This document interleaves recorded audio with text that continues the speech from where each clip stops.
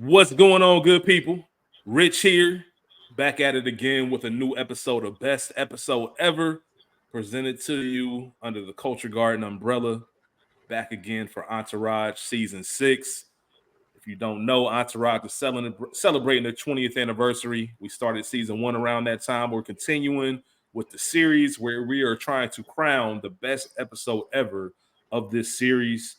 I'm not by myself, of course, with my good brother Spike Lou and Chaz L Boogie Tao. What's going on, fellas? How y'all feeling? What's going on? Hey man, we were feeling great. No doubt, man. Always good to hear y'all doing well. Spike and myself were talking before you jumped on, Chaz, and man, we just really having a lot of fun with this. Having a lot of fun with the rewatching Entourage, having these conversations.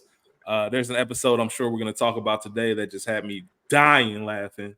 But Entourage is just a good show. Like it's from where we were in season 1, I guess gradually watching this and progressing with it from where we were in season 1 to where we are now, seeing all the careers, seeing all the characters, man, it's just been a fun ride. So as always, I appreciate y'all brothers for joining me and also appreciate everyone out there for watching and listening. Got a lot of other podcasts that we're part of. Please check the link tree in the episode description for that. We're also on YouTube as well. And there will be spoilers and explicit content before we continue. Entourage was created by Doug Ellen. He wrote a lot of the episodes as well. He also makes guest appearances as the director that has beef with Johnny Drama. So if you never knew, that is Doug Ellen who plays that director. And the show stars Adrian Grenier as Vince, Kevin Connolly as E, Kevin Dillon as Johnny Drama, Jerry Ferrara as Turtle, and Jeremy Piven as Ari Gold. I'll do a quick recap of the picks so far.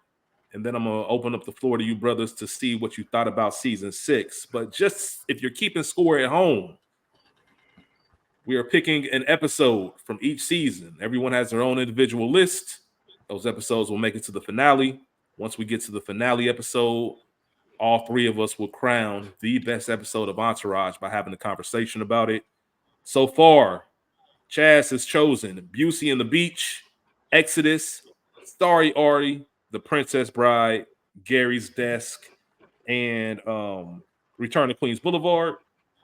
Spike Lou, you have selected The Scene, Exodus, What About Bob, Return of the King, The Cons Kids, and Return to Queens Boulevard.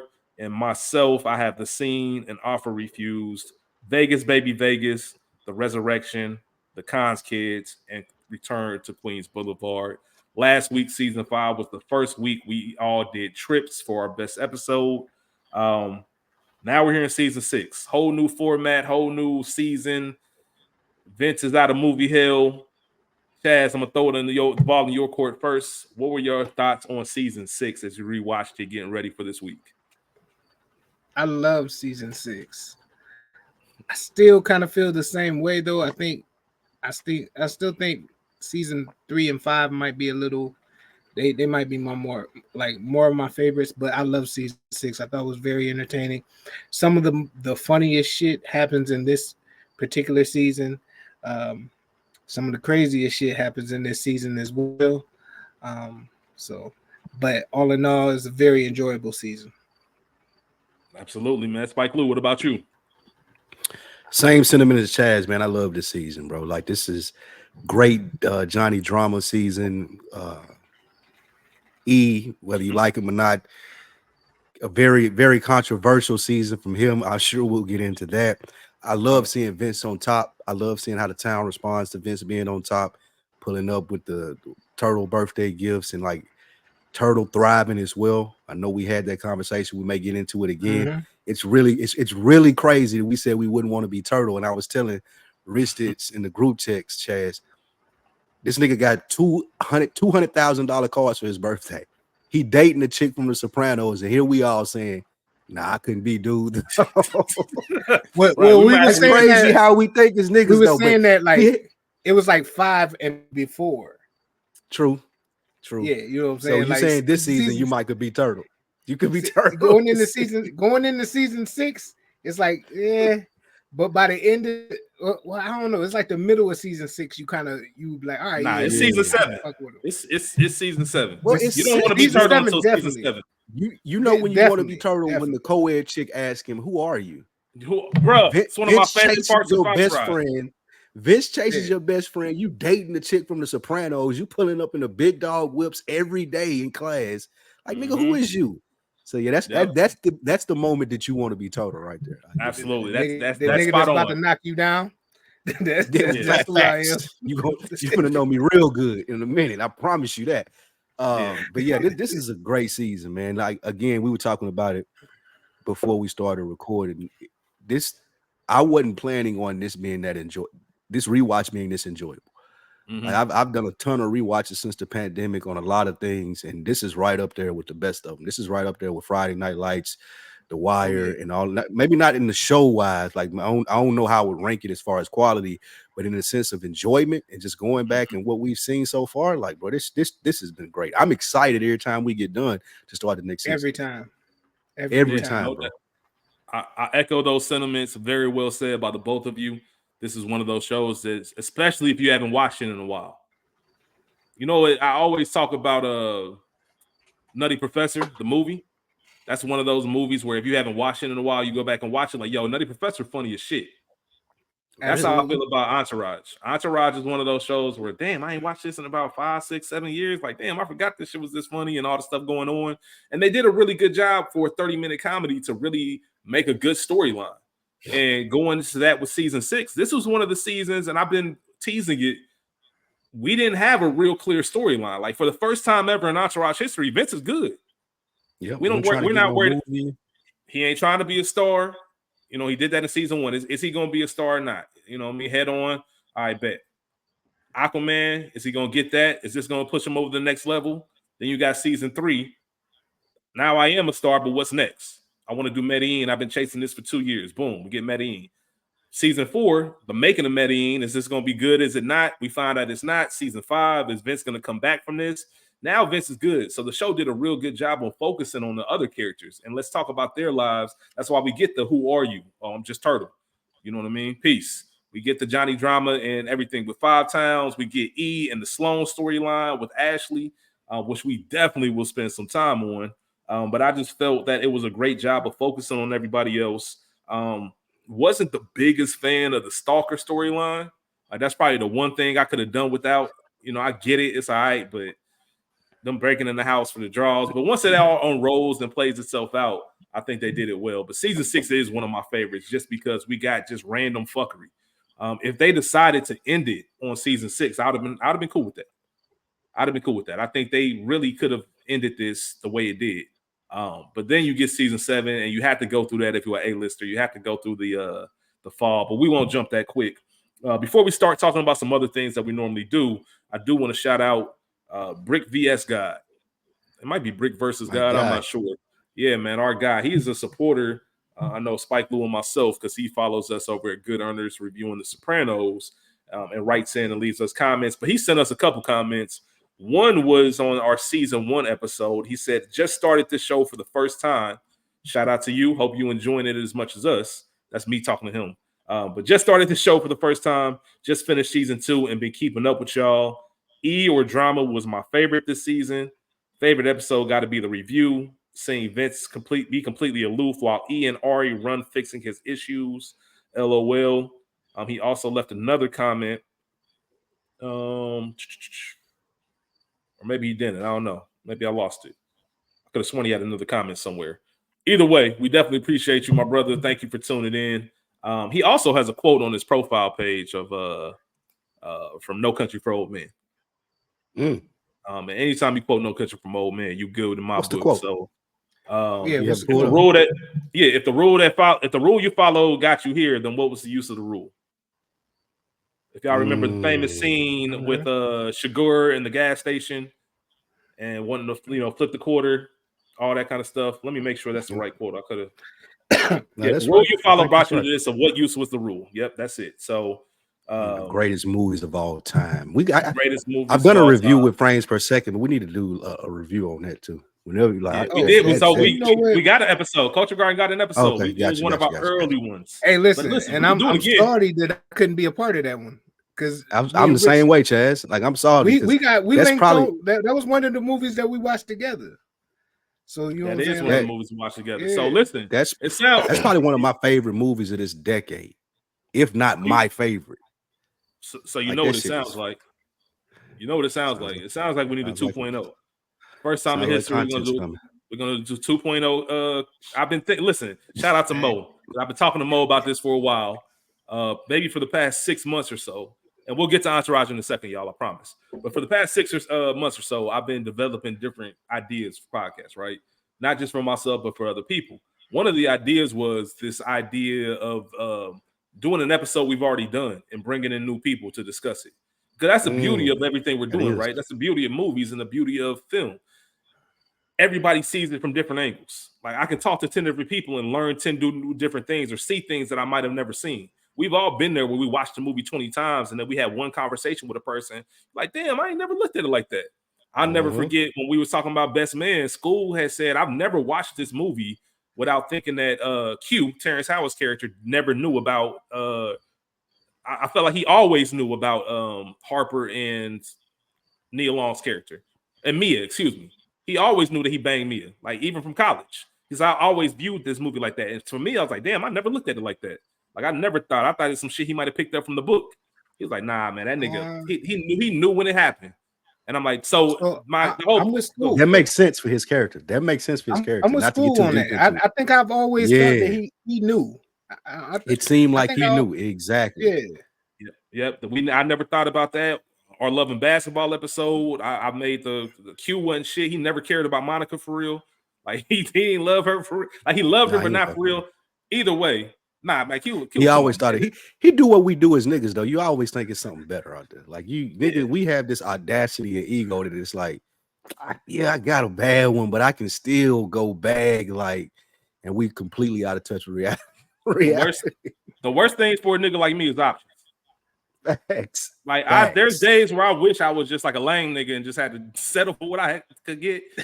Could go just go all the way in on what you could get and just give her your all. Yeah, man. I just but when you have that mindset of man, you know what? I wonder if I could just.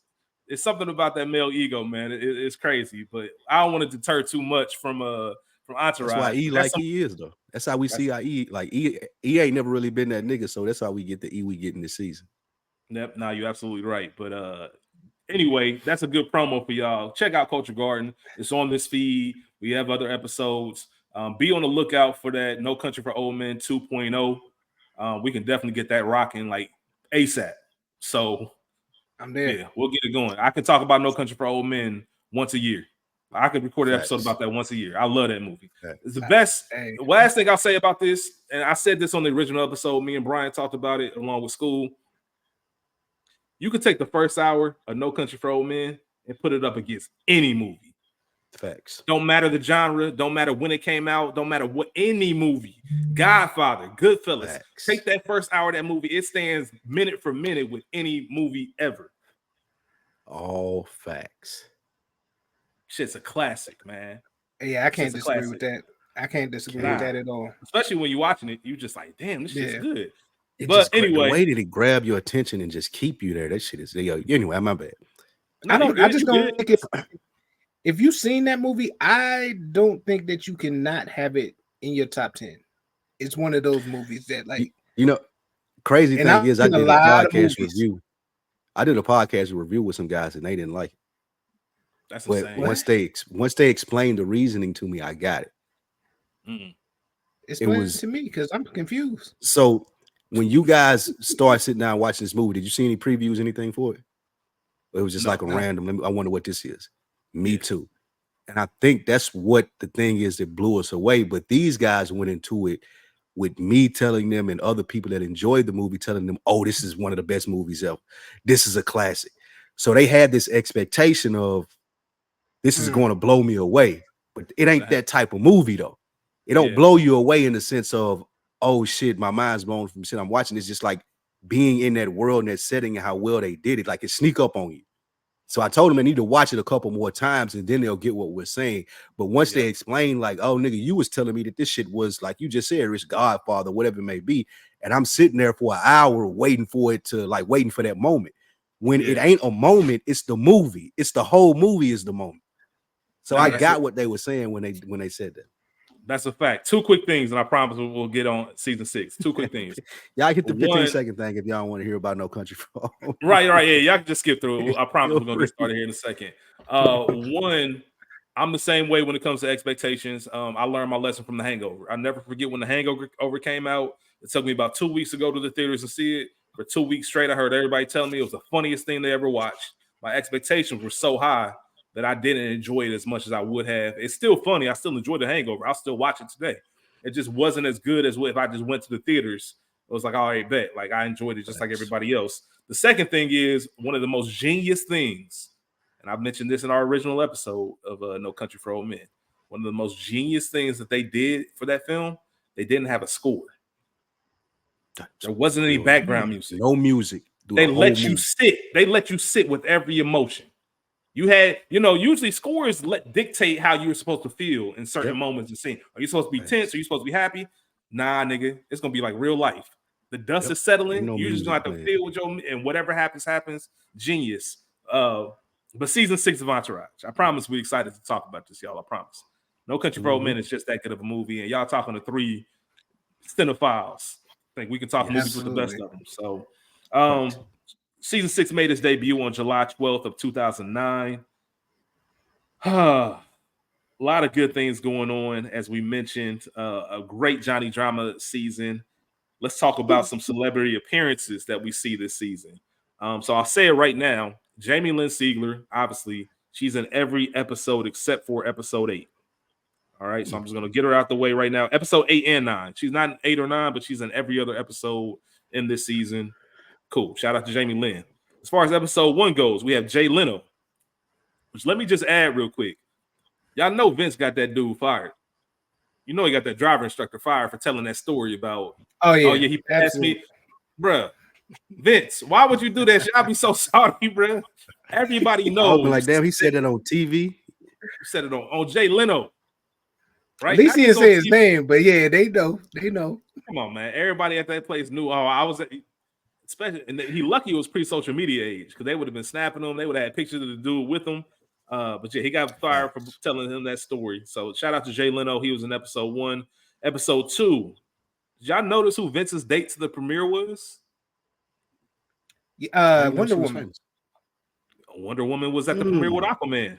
Yeah, damn. Gal Gadot. I never seen Wonder Woman. Mm-hmm. Yeah, if I'm pronouncing her name correct, it's cool. It's cool. Yeah, 1984 was trash, but the first one was decent. One of the worst movies. Yeah, they're all their sequels sucked. But yeah, she was Vince's date, not a celebrity in the show, but I just thought it was cool. Like I said, Wonder Woman, Aquaman, those worlds in a weird way. Episode 3, one of the most famous gifts. I would say probably top 10, no less than top 15. I'd say this and the Weebay from The Wire gift were probably the 2 most famous gifts from Black television or movies. And that's the 50 Cent coming up in the car gift. 50 Cent was in episode 3. Episode 4, you have David Schwimmer and Ed Burns. Episode 5, Jeffrey Tambor, Mark Wahlberg, Tom Brady. I don't know if you fellas know this, but originally Eli and Peyton Manning were supposed to be the golf partners. At the very last minute, they dropped out. We all know Mark Wahlberg is an executive producer on this show. He's the one that went to Doug Ellen and said, hey, what about if me and Tom Brady take those roles? The rest, as they say, is history. But it was originally supposed to be Peyton and Eli who were on that golf course. I think it worked out perfectly. Episode 6, we have Steve Nash. Episode 7, Bob Saget. Episode 8, Aaron Sorkin. Episode 9, Zac Efron and Frank Darabont. Episode 10 is just Jamie.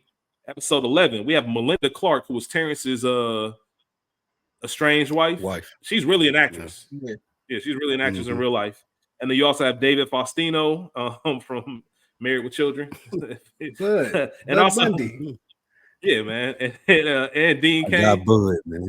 Yeah, Dean Cain is fucking Superman. And then in the finale episode 12, you have Bono, Matt Damon, LeBron, and Rich Paul. Nobody really knew who Rich Paul was back then, I'd say, not to the level they do now. Damn, I miss Rich Paul.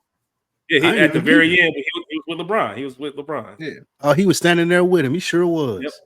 Yep. So Rich Damn. Paul was in that episode too. So as far as films this season for Vince, Gatsby, of course, release, rave reviews. Vince is back on top. We know that Vince is getting ready to play Enzo Ferrari, so he's in the preparation for that. And also, there's an unnamed film. We don't know what this film was, but Vince did mention in the episode 4 that he just got paid $4 million to do the voiceover of a dog. Maybe he did Benji after all. Who knows? Maybe he did mention. Yeah, who knows? Who knows? Maybe he, instead of the vet, he just voiced the dog and called it a day. But those are the three movies that Vince was working on this year. And obviously, production got shut down before he starts on Ferrari. And it's all, listen, I wanted to ask y'all this. Don't y'all find it ironic that damn near every movie, for the most part, majority of the movies that Vince was going to do in this show are real movies in real life now? Yeah. Or eventually they become real movies. Eventually. Yeah. Gatsby. Great Gatsby came out in 2013. Yep. Narcos. You talking about the whole Medellin thing. Yeah. You got Ferrari just came out last year or the year before. Mm-hmm. Aquaman was it? Yep. Yeah. Aquaman.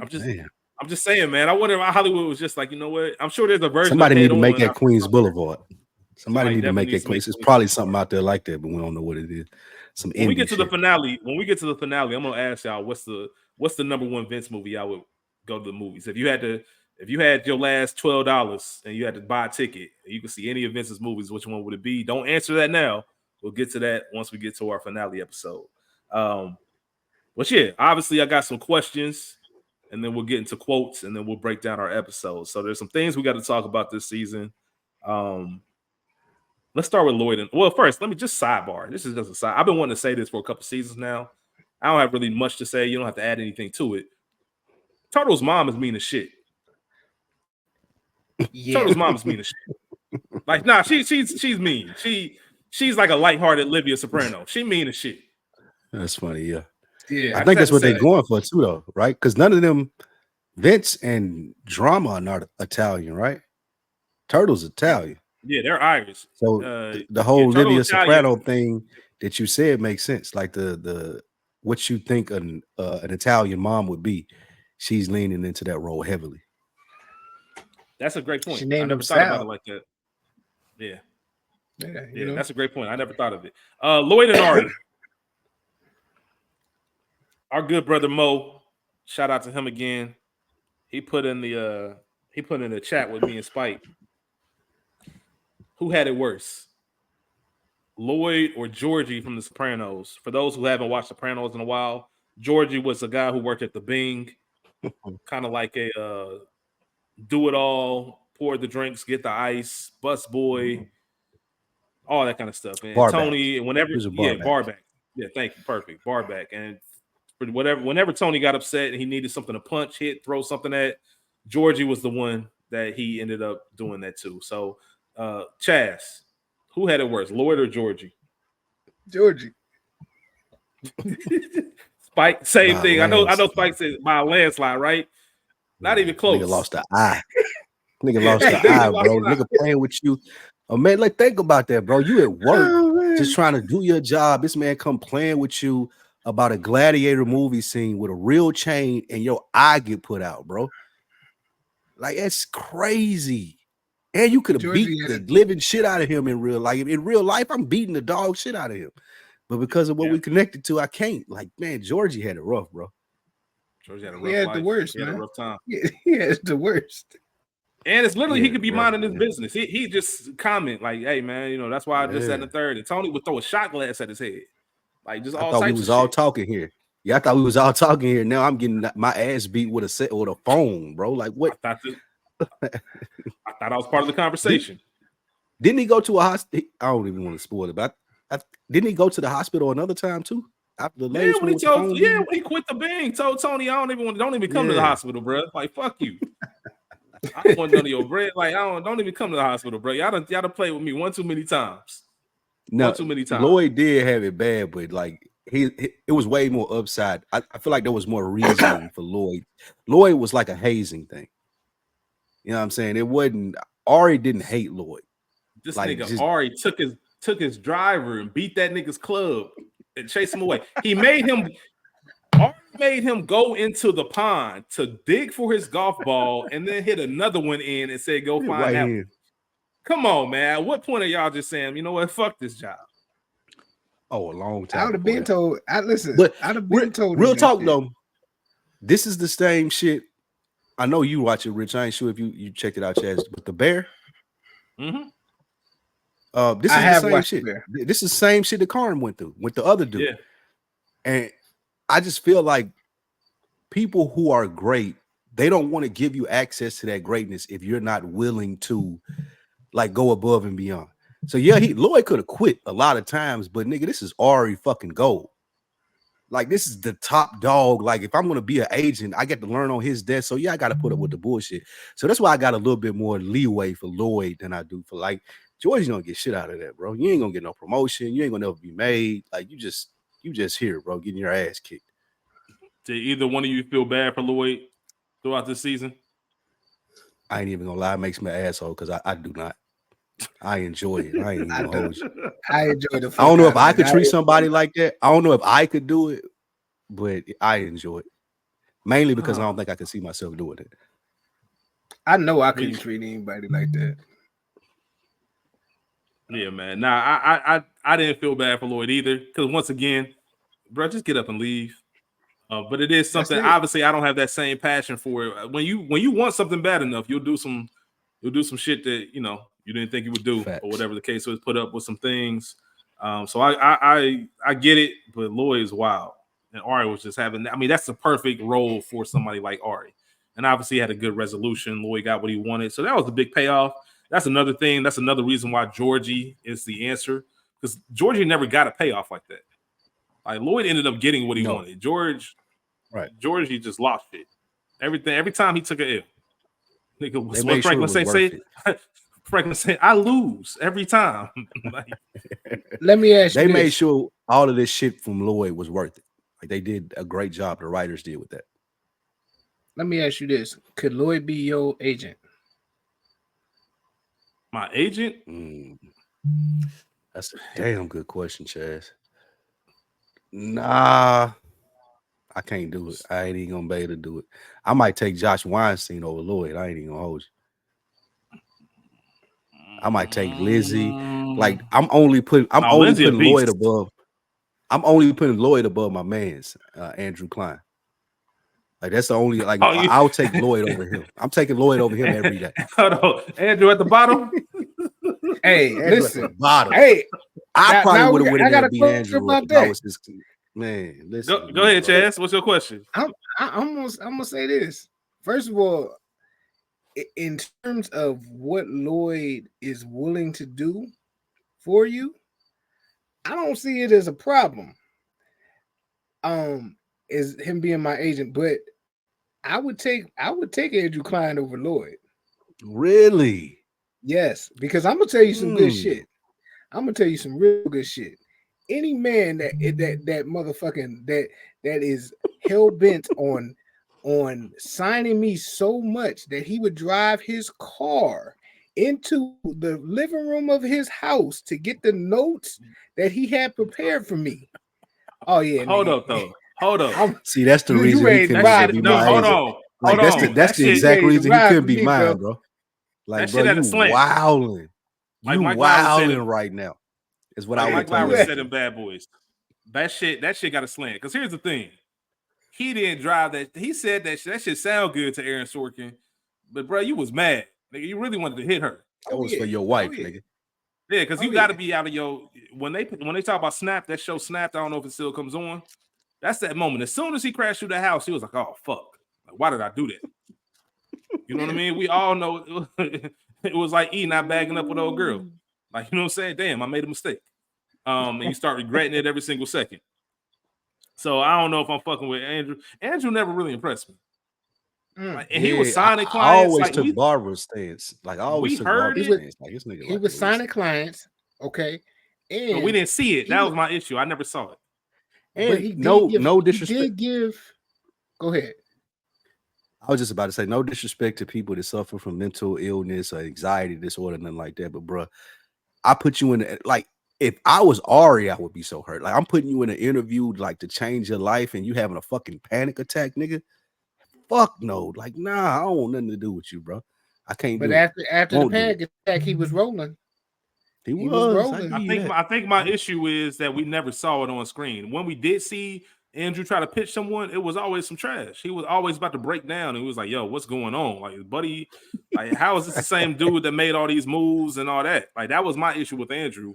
And bruh, where's your you completely lack tact because we're in this meeting and you got the balls to put your hand on her hand to not even try to make it, look like something else. Like, bruh, come on, man. Like, if you're dumb enough to do that, then that tells me, like, man, you're not really on top of it. Obviously, you got other priorities. Yeah, Andrew was just somebody that just, I don't know if I could trust you, bruh. I don't know if you could be my agent, but that's why he did TV. I ain't gonna lie. Right. If I'd probably say that for an episode for our talk. All right. I'm on some Terrence shit with Andrew. Like, nigga, I ain't even know you were still in the business. He told that man to die. He said, Terrence said, not for you, not for some TV agent. But no, what I was gonna say is he definitely when that whole ordeal with Terrence, he was giving Ari sound advice. You know what I'm saying? Yeah, all right, that's fair. He's a good behind the scenes dude. He's an He's a advisor. good behind the scenes guy. Yeah, he's a good behind the scenes consulting guy. I can't have him representing me though. I can't do that. Like we can talk, it can be that, but if you speaking for me in rooms, one, you make bad, like very poor decision making. Oh yeah. And two, you freeze up. You freeze up. Like I don't know if I want you speaking for me in rooms. That's my only. That's my biggest hold up with him. Real quick, Chaz, before you go, Spike, I didn't think about this till you said it, but you're absolutely right. One thing that's very consistent with Andrew Klein, if the issue does not involve him directly, he gives you great advice. But for some reason, when it becomes personal, his emotional senses, they crosswire somewhere. Like they get caught in the crosshairs, and he doesn't have the composure to do what needs to be done. But if you just come up and tell him about a problem I'm having, and I need some advice, I bet. Absolutely. He's an advisor. Yeah, I agree with that. Was you gonna say something? My bad, Chess. Oh no, go ahead. It makes 100% sense that drama has a Razzie. For those who don't know, Razzie is like the opposite of an Oscar. They give them out the day after the Oscars. They're called the Raspberry Awards. Oh, absolutely. Raspberry Awards. Oh, 100%. Yeah. Shout out to Halle Berry. Halle Berry is the only person to win a Razzie and an Oscar for Best Actor and Worst Actor in the same year. She won it for Monsters Ball and then turned around the very next day and accepted her award in person at the Razzies for Catwoman. Catwoman, yeah. Mm-hmm. And she showed up like it's a Catwoman was what? It was a bad movie. I was about to say, I thought you were about to say it was a very bad movie, but she wasn't that bad in it. I was just about to say, I wouldn't have known her sense of humor was what it was without her tweeting, and now you just telling me this. Yeah, like if you go on YouTube a lot more seriously. For those of you, if you're interested, go on YouTube and search up Halle Berry Razzie. It has her accepting it, and she's playing it, she's milking it, like oh my, like she's acting so like she can't believe it. I'm so thankful, like she's playing into the joke. It's all about being a joke on yourself, not to take yourself too serious. Shout out to School. He did an episode of School's Guilty Pleasures where he talked about the Razzies, or I think he had planned on it. I don't know, but that's one thing he really likes. We always talk about the Razzies. But yeah, the Razzies is a real thing. They give those out every single year. I wonder what drama won. Did he say what he won for? It didn't now, but he said Turtle mentioned something about him going for the hat trick. He was like, I only got one Razzie, but I could definitely see drama having plenty of Razzies. Let's talk about before we get to E and Ashley and Sloan.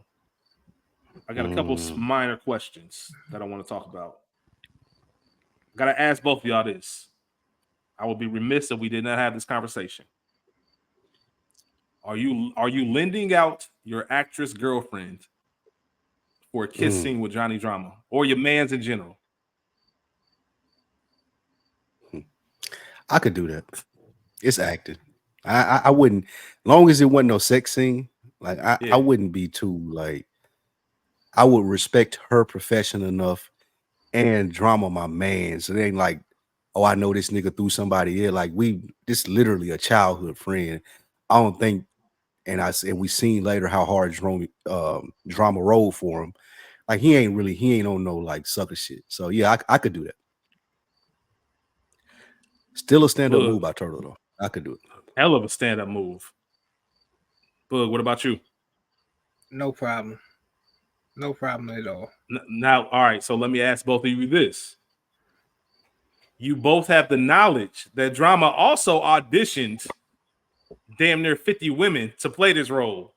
But because he's so picky and so drama-ish, he decided he didn't like any of them. Does that change anything for you? Knowing, like, bruh, I could see if the network couldn't find anybody and it's some last-minute shit. But you wanted to do this because you were picky about this middling NBC drama. Like, does that change it for you at all? Or you still being like, you know what, I got you. Since you asked, I got you. It don't. It's because I know my man. So, like, it's drama. You know what I'm saying? If like I expect the nigga to go through 50 people, like everything that I see from him as my man's ever in life. Yes, that makes sense. So yeah, it wouldn't. One of my favorite Chaz quotes: "I'll never turn down a reasonable request from my brother." Chaz has been saying that since I've known him. I will say he's lived by that ever since I've known him. But that's one of the things he stands on. I'm gonna adopt that, Chaz. I like that. Yeah. I'll never turn down a reasonable request from my brother. Reasonable. We're gonna talk about that on another week in the books. Yeah, exactly. That's what makes it so. That's what makes it so fire, though. That's what makes it so fire because now, nigga, you come to me with some reasonable shit. It's like, nigga, who you think I am? I thought we was brothers. Like, why would you even come to me with this? So yeah, that's what makes it so fire. That's a good one right there. This is true. Yeah, no doubt, man. One of my favorite Chaz quotes. This is for you. This is for Spike Lou. These next two questions specifically for my man Spike. I gotta know who had the best and the worst golf swings in the 4 episode. Spike is the resident golfer. For those who don't know, you can catch him out, playing 9 or 18, working on his game. So I gotta know. I'm excited. I ain't been in a minute. Dramas was terrible. That was the worst. Tom Brady had a nice golf swing. He did. I was surprised that Vince's was so nice as well. Ari's good too. You can see the Ari plays or even that character plays. Like you can tell when somebody's just doing it on screen and we're playing golf. Like you'll see on The Sopranos, some of those swings is like, bro, you've never seen a golf club before. Yeah. And versus somebody who's played before. Mark Wahlberg's is good too. Like you can tell he plays golf frequently. If I had to put a best on it, I would probably say Mark Wahlberg, and worst would be Johnny Drama. But that was for personal reasons, Rich. That was one of my favorite episodes. Like that right there was fire. I knew this was going to be in this is your bag right here. Also got another question. My second question for you, Spike. Are you verifying Jeffrey Tambor's score when they come up to you and say, hey, he said he Absolutely got this score? Nope. Get that shit You're not even thinking about it. No, nah. I'm walking on off. Or any excuse that I could use not to sign his scorecard. Because that's how it works. So what that means is for people outside the golf world, when you're keeping score, you have the freedom. Like you can write your score down, but there's supposed to be a witness there. Like there's supposed to be someone that rolled with you, shot with you, a caddy, someone that can verify what you're saying is true because ain't nobody watching. It ain't like the NBA. Like ain't nobody watching you every shot on the golf course. So what you write down is supposed to be true. With how dude was thinking it up out there's not like absolutely not. I would have drove straight off in the golf cart, bro. I gotta talk to him about that. And nigga said, answer the question though. People look at you crazy, bro. You go back to the clubhouse with that scorecard, and it's a course record. That's like you talking about like they finna put your name up on a wall and shit. Like you finna be invited to the tournament at the course. Like there's a lot of things that are gonna happen from the score that he claimed that he got from that. Like, nah, I'm not gonna be any type of way conspiracy theory with you on that. Excuse me, conspiracy with that. No, absolutely not. Nigga Spike said, I'm in the golf. He said, get away from me with that. Straight smashed off on him. Like I wouldn't even, like you said, I wouldn't even answer. Like I'm out. Nah, I gotta talk to him about that, bro. That nigga Ari said I wasn't keeping score. Hey man, come on. Yeah, I wouldn't. Exactly. That's a good answer. Like I don't know, bro. Like he might have. Depending on how good of a client he is. Like, how much money do this man make me? Yeah, man. So we got to talk about Sloan. We got to talk about E. We got to talk about Ashley. But before we do that, we got to talk about E and Vince. What did you fellas think about? I think at this point these dudes are 30. What did you In the think about East? Yeah. What do you think about East struggling, almost needing permission from Vince to move out? I know we talk about their relationship a lot and how odd it is, but what were your thoughts on that, Chaz? it's a it's a strange codependency and that it it's weird. They need approval from each other to do shit. It's Mm-hmm. not just him, but it's Vince as well. Like it's I don't know. They get. I guess that their relationship is what I guess what you would call a bromance. Like you remember the term bromance? Absolutely. I I think 100%. their Facts. relationship is kind of what kind of sparks that. I mean I got plenty of people I have plenty of brothers, and then I have people that I actually, you know what I'm saying, embrace as my brother and call them my brother as well. And we don't need permission to do anything. Matter of fact, it's what did you say last week? It's better to ask for forgiveness than permission. Ask for Yeah. You permission. know what I'm saying? That's how we kind of operate on things. You know what I'm Facts. saying? So Facts. I I don't know. It's a very weird dynamic. It's weird, but it's enjoyable at the same time. But it's just it's odd. It's odd. This is What about you, strange Spike when Lee? you have this is strange when you have money. Like this is some I hate to say it like this. This is some broke thinking in the sense of, oh man, I gotta move out. You would only consider your homeboy if you're thinking, oh man, maybe he not be able to cover the bills. Maybe he need the little 50-50 or whatever. Like, but Vince is good. You're good. The natural inclination would be a yes, I want my own spot. And then I would be excited to go tell my homeboy who was thriving as well, like, look, yeah, we getting it. I'm gonna still go be over here all the time, but I'm gonna get my own spot. This gonna be this, that, and the third. We gonna have 2 locations now to have the pull-ups to. It's really weird, like what you guys are saying, as far as like just the codependency and the asking for permission when you up. This is broke behavior. This is like, oh man, he might not be able to make it without me from a financial standpoint. That's the only way that I could consider that being a thing. So I guess they're trying to, as the writers, or trying to make us feel as everyday people how we would feel about it. But if we all up, yes, nigga, go get your own spot. I want to hear that. I really don't want you. Like, I guess Vince do want him there, but me, on the other hand, we all up. Like, yeah, you should have your own spot, bro. You shouldn't be coming here every night to sleep. Especially at this point. Like season Nah, one, okay, man, that's a little bit we different, up, but bro. like you said, we super up. We up. I want you to Not to have the mention, dope crib that we can have the barbecues at too, and then switch the locations next week just to stun on everybody. Like that's I, that's part of being up, listen, bro. I say it all the time, man. There's a whole quote for everything, man. I put my niggas on, my niggas put they niggas on. Now we all somewhere foreign, chilling, sipping something. Give me something. Like Yeah. put You put know my I miss niggas you, on, my cousin. niggas put they niggas on. Like, come on, man. Y'all like that's the I goal. know Right, that's my shit. some That's the goal. places we can go. That's my shit right there. That's the goal, Hey, yo, man. That's Emery, what you're what supposed up? to be doing. That's what you're striving for. That is what you're striving for. That is the reason why I called you out here from New York to leave Sabaro. Come out here. Let's be put on. Everybody good. Everybody eating. There's no And worries. they be Vincent's trying to put that practicing for. shit. Go ahead. Go ahead. They be trying, my bad. They be trying to put that shit on Vince. Like he's the sense, like, but Vince always takes it way better than they walk on eggshells to present it to him as. Like Vince ain't never tripping about it. It's mostly like if Turtle got an issue, drama, even E with this one, it's like, oh, well, Vince might think this. And when they tell him, he always like, man, okay, cool. Like, Mm-hmm. like I'm up. Like, I don't care, bro. Like, I just got 10 million from 2 movies. What the fuck do I care for? You're gonna be over here all the time anyway. So yeah, I Right. think that is a that's weird dynamic. Vince's kind of whole mentality is like you act like I'm not gonna see you. I'm gonna see you all the time Yeah. either way. You my fucking manager. And you know what I'm saying? You my best friend. You gonna come over every fucking day. I forget what season it was. They were eating somewhere at some restaurant, and Vince had a quote where he's just saying, "My life is too good to be worried about shit like this." And I think about that every single time anything happens with Vince. Like he has one of the easiest, smoothest lives. We just talked about it last week. It took until the finale of season 5 to even see Vince get upset. Like really like yell or scream and throw something. He's been pissed off about some of the movie stuff, obviously getting played for Medellin with the whole Aquaman pushback date, things like that, but nothing to a serious. Like it ain't never been like some big deal.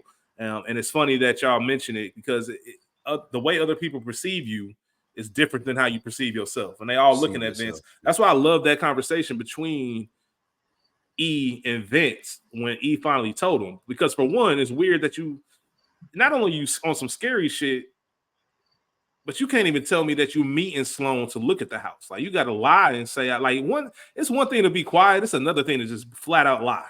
I'm gonna meet her for college, especially for something like that. Like how dumb is your lie? What reason? You lied to tell you instead of saying you went to a house. I'm meeting with Sloan, but it's for coffee, nigga.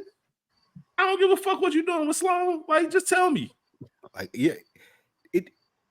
it was crazy. Like you said, Rich, it's crazy to think about, but to hear one of the most satisfying things other than bossing up for yourself is hearing your homies bossing up. Mm-hmm. Like I'm gonna get the big dog crib and like it just. You would want to share that with your real homeboys because they're gonna be happy for you. They're gonna be hyped with you. They're gonna maybe even make you hyper about it. So yeah, really weird situation. Yeah, man. They read Vince, for them to be so close to Vince, they read him really wrong. Like drama, Turtle, and Ito. That's part of the reason why I love that scene because it was like, you got codependency problems. Like how would you know? Like Vince, how would you know? You've never been away from me long enough to even see what it's like when I'm like by myself. Facts. You know what I mean? Like you don't even and that was some real shit. Like maybe you the one that got some codependency problems. Maybe you the one that can't be alone. Like nigga, I'm Vincent Chase, and I love how Vince was in his bag this season. Like Vince was in that like I'm Vincent Chase. Like all right, I'm back now. Because even some of the small shit he was saying, he never used to say that in previous season. We all know Vince is the man.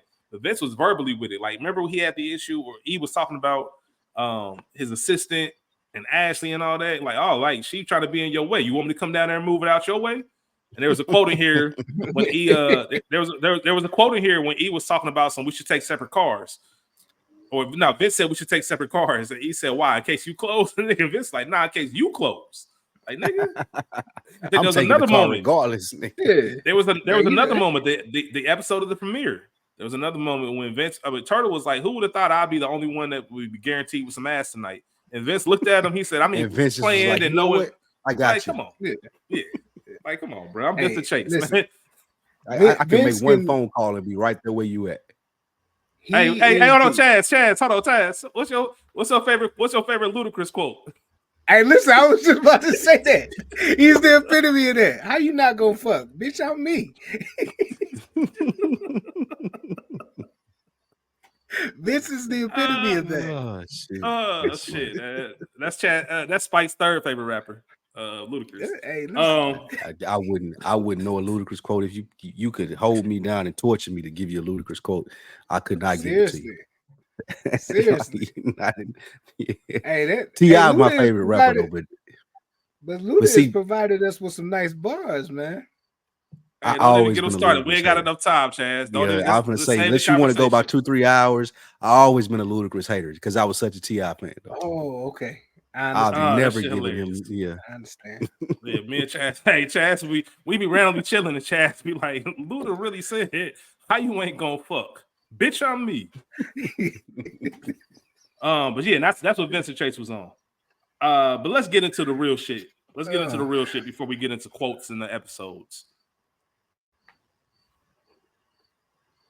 Was Sloan playing in Eve's face this season? Absolutely. But did he deserve it? She was playing in his face. Yeah, was Sloan playing in Eve? All right, so let's take before we get into it, let's do a rundown. All right. So Sloan finds E a crib. All right, calls him outside. My friend subletting this crib. I thought of you. I heard that you was looking at a crib. All right, you keeping tabs on me. Wants to talk about dating, who he is dating. Wants to go to the premiere, but says I'm only going to do it as friends. Then tells him that we can't be friends. I need to figure out what this is. Then sets up E with a job. Then Big says, dog, let's go bro. have some friendly Wait a big minute. dog No, job. no, Then no, have not some just friendly the job. cocktails. Dog. Mhm. Ain't Not no just a bullshit. job, my G. A job from her godfather. Yeah. Who's a Okay, legend in the field that you the already work in. legend, right? But she's still playing the whole I don't want to be with you, I'm cool.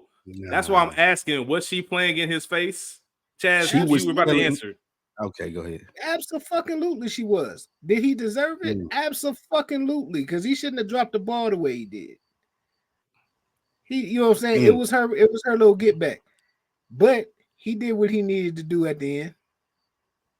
So mm. I give him that. He did what he had to do. Would you You have know even what I'm saying? entertained Ashley? Well, hold on, Spike. Go ahead and answer that question first. Was she playing That in his was my face? question. So But go ahead. women do this thing, like especially successful women like Sloan. They want you to prove that you are worth being with them. And she Mhm. gave this nigga all the plays. I'm gonna give you the fly ass pad. You got the fly ass job now. Like you should perceive yourself as that nigga. So there should be no problem with you approaching me or us moving forward in this. I don't want to see you hanging with drama, turtle, and Vince on a daily basis. Like you should have a woman like me with pedigree on your side who got shit going on for her, who got shit going on for her, rich already. So I ain't with you for the money. I just want you to be I want you to be that nigga. I want you to be a boss. Everything that she did for E was bossing him up. She seen the potential in what Mm, he could be, even when he didn't. That's what a good woman does for you. So I don't think she was playing in his face. She was asking him very subtly, well, not even subtly, but like just indirectly, like if you can be the nigga that I'm putting you in the position to be, then you can have me. But you mm, gotta do the work though.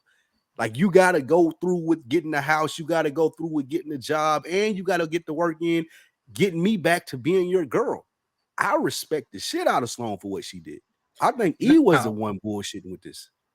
now, he did check her about that and said, "Listen, you trying He to turn did. me into the dude you want me to be." Facts. And she like she tried to say like she wasn't. But listen, so both of them were playing on each other because this motherfucker was bullshitting. You see in the later episode, they supposed to be meeting for motherfucking lunch or drinks or some shit, and then this motherfucker get a call from the little ugly, funny looking chick, and then he go running. Well, let me ask you And this though, Chaz. Is that we as men, we get like there's a fine line between is that insecurity or was he like really peeping what she was doing and perceiving it the wrong way? Because yes, what he's saying is right to us as niggas, but to her as a female, I also can understand her explaining it like, nah, I fuck with you. I want you to be good and successful. It never even crossed my mind the shit that you're saying about Vince and the shit that you being a codependent on Vince or being Vince's little bitch. That's you. That's not me. I didn't say that. I'm that just was just a fucking good with you comeback. because it was just exactly, and that's what we do as niggas. We get petty like that. Like when we Nah, like that's how petty we get when we in our feelings. So I do mhm. think it's still on E because I can't really say that Sloan was doing those things for what E perceived it as. She just fucked with him. Like you one of the best person, you one of the best people I ever met. I fuck with you. It wasn't no harsh breakup. I want to put you in position where you can really boss up. And if that comes with you being with me, cool. Let's run it. But if it doesn't, then you still bossed up, and you're the person that I perceived you to be. I think it was a lot of ego and self conscious shit with E as to where he didn't accept this like he was supposed to. well, I So mean, here one of my questions. Go ahead. Wait a minute. Hold on for just a second. One of my questions was, should E have just said thank you? Yes, mm, I agree with that. I feel like he should yeah. have just said thank you. So However, he should have addressed it how he did because she was on that shit like he thought she was. This was exactly what this is one of the scenarios where it is what you think it is, nigga. I don't know But though. Where did you get the proof that it is what E thought it was though? Where at any point in time did Sloan give that inclination that that's what she was doing? she was definitely doing that, nigga. You I don't listen, think so. I just think because you that's want how a we nigga, think just as niggas, Chaz. That's how we think. That's how we perceive shit. Women look at shit differently. If they fuck, they if do. you get a good woman and fuck with you, whether she be a friend or somebody that you're in a relationship with, she gonna put you in position. It never fails. Women do that shit. If they fuck with you, they gonna set you up right. Absolutely. Hey, this opportunity came Absolutely. across my desk. I know you'll be dope for it. Here, boom. Absolutely. And then us But as they- niggas look at they it like, have oh, a- she but think they I'm a have poo putt. another She think I need her alternative. help. They have another motive too, though. It's not just because they fuck with you heavy. There is another ulterior motive with every woman. It's never just surface shit with women. It's So always let me- something else. We got to So- get Ray P in on this because I don't know Yeah, if we I agree definitely with you, gotta Chaz. We need definitely Ray gotta get Ray P's P. opinion So- on it. I love this conversation. There's a lot of layers to it. So here's a couple of things. Chaz, you mentioned the scene where he's meeting Sloan for drinks, and then he has that inclination, like, you know what am I doing here? I'm about to bounce. Like, you know what? Hold that car. Oh my God. You know what fucked it up for him, right? You know what fucked up that whole moment. And this is another thing that I always think about Chaz, because he's been saying this for years. Sloan pulls up with the "let's go have that drink, buddy." The way she said "buddy," like you trying to be funny, like emphasizing that we friends. One thing that Chaz has always done ever since I've known him, and that's been a long time. If hey, y'all, we all know the women that you meet that be on some like, "oh brother," and Chaz will look at a woman dead in her face like, "I'm not your brother. I'm trying to like, I'll fuck if it came down to it." Like, I'm not your brother. Like, we ain't doing that game. You're not my sister. We ain't doing none of that shit. So there's a clear line, which leads me to my point. Here's the thing. I can look at all three of us. The difference is none of us will react to the situation the way he did. We would handle that situation. By episode 5, me and Sloan would have been back together. Facts. Spike, you and Sloan would have been back together by episode 5. Chaz, you and Sloan would have been back together because he just didn't keep it a buck with her. Had a chance with me. Yeah, I that Ashley wouldn't chick would even have been out of there. Ashley would have got like she. Come on, man. Listen. Do y'all want to talk about Ashley? Yeah, you know I do. Finish what you were saying about Sloan. I'm sorry I skipped ahead, but yeah, you're right. Go ahead. If it was any one of us three, my whole point. If it was any one of us three dealing with Sloan, like we would have noticed that and been like, man, what am I doing? First of all, what am I doing right now? Because here's the thing: we know from the first conversation they're not on bad terms. Remember, damn, that's what I need to get. We've all been in a space, and you had to really go through it with a woman to be in this space, but. The real rocky ones, the Isas and Lawrences of the world, the ones where y'all was together, and then shit got bad. And when it got bad, it was a bunch of fuck yous, like I ain't fucking with you, blah blah blah. And then you get to a space where you know what, we actually kind of cool. Like ain't no beef, ain't no hard issues. We might not talk every day, but if we do talk, we can play around with each other. We're back to that space where we're at least comfortable enough. And now it's the time where we can talk about these feelings. So if you hit me up randomly, Sloan, and say, yo, my homegirl got this beautiful crib. I know you're successful. Y'all killing it over there. I know you've been looking for a place. Bet. I'll take a look at it right now. We can go together, and I'm going to have a conversation at some point like, yo, what's up, man? What's this about? What made you want to? I'm going to find out your answer. All right, cool. Like, listen, and you ain't even got to go right. Here's the thing. E be going from 0 to 100. Hey, Sloan, man, listen, hey, you know what? It's been a while since we talked. I'm glad you hit me up. I really appreciate this. I'm going to go ahead and take the crib. Let me take you out for a drink to celebrate. Let me take you out to drink, man, just to show my gratitude for it. Let the conversation flow naturally. Get back in the groove of things. You can't just be on some, you want to set me up at this house. That mean we go together now? Like, calm That's the how fuck you know down, he don't bro. get bitches. That's how you know he don't get bitches, though. It's like you you said, all three of us, the three people in this room, we're talking about it like we speaking from an experience of niggas that know how to get bitches. Like you, that way you said it just now, Rich, is perfect. Yeah. I'm gonna slow roll it. I'm gonna see where she at with it. We'll do a couple of dates. I'm gonna pick her mind. I might go over the line a couple times just to see where she at, how she respond to it, and then we're gonna build from there. This nigga, like you said, we go together. Like, man, relax, bro. Relax. Calm down, nigga. Play it smooth. You got it, man. Because if she's at the point where she's still there, like thinking of you in these moments, thinking about big dog jobs and all that, bro, that means you still got a shot. You too blind to see it. Calm down. Just let the time do the work. That's how you got to go through all of that. And you do what got you here, too blind to see. I'm saying that he was doing too much to it was fucked up. Yeah. Oh, yeah. Absolutely. We 1,000% agree on that. But let me ask y'all this real quick, and we'll get into. I miss what he said. He said his approach was fucked up. Oh yes. Yeah. 100%. Yeah. I'm not saying he was blind to it. He was aware of it. He was just too. His approach was too fucked up. it goes back to in one of the quotes I think I have for this season. Like, E just not a nigga that's used to, like, you're not used to being in this situation.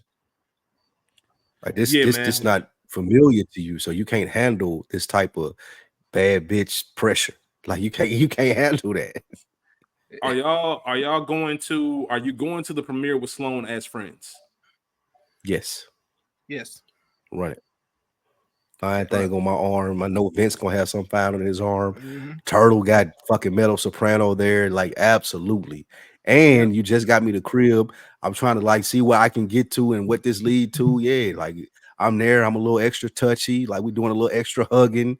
And we ain't gonna go overboard and do no kissing or nothing like that. But I want to make sure you get lit and have a good time. Absolutely. Yeah, come out and kick it with me. Remember how fun I am. Yeah. That's exactly. Yeah. Here's a reminder. Hey, let me just say this to the record. We can have this conversation before we move on. Ashley is probably my least liked character in Entourage history. Had no idea why E was even fucking with her. Had no idea why E was fucking with her. And she was a Like weirdo you too. listen. She one of them There weird is a. bitches. I can't. Every time I think about Ashley, I think about E literally being in that hotel valet, about to walk into this bar with Sloan, and then having the Taking the light call bulb from moment that of, you bitch. know what? What am I doing here? I'm about Ugh, to pull off on Sloan for Ashley. ugh. That sounds sick. That It's sounds disgusting. disgusting. It's disgusting, Rich. You Disgusting. know what? It's I'm gonna say this. You don't like her because she's not attractive enough to make you sway from Sloan. No, here's the chance. I'm gonna tell you exactly why I don't like her. Because she does shit like this. I think I'm gonna sleep over tonight. You know I do what? hate that. I'm not gonna sleep yeah. over tonight. It doesn't sound like you want me to sleep over. Like, don't do that. Like, bounce. Yeah, Or I Leave hate right or now. you pop up like this would have got to cancel immediate with me. I promise you. You pop up with the housewarming gift. Me and my homies are right there, and you like hanging out, extra lingering, trying to convince me to invite you to the event. Like, nah, bitch, get that Thirsty. weird ass energy away from me. I don't do no chicks with weird ass energy. And she had the weirdest energy of probably any one of the TV characters, female, that I've seen in any show. Absolutely. Like it's Absolutely. weird.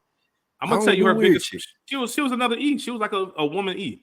I'm gonna tell you. I'm And gonna that's tell you probably what why really he set liked it up. I'm gonna tell you what would have.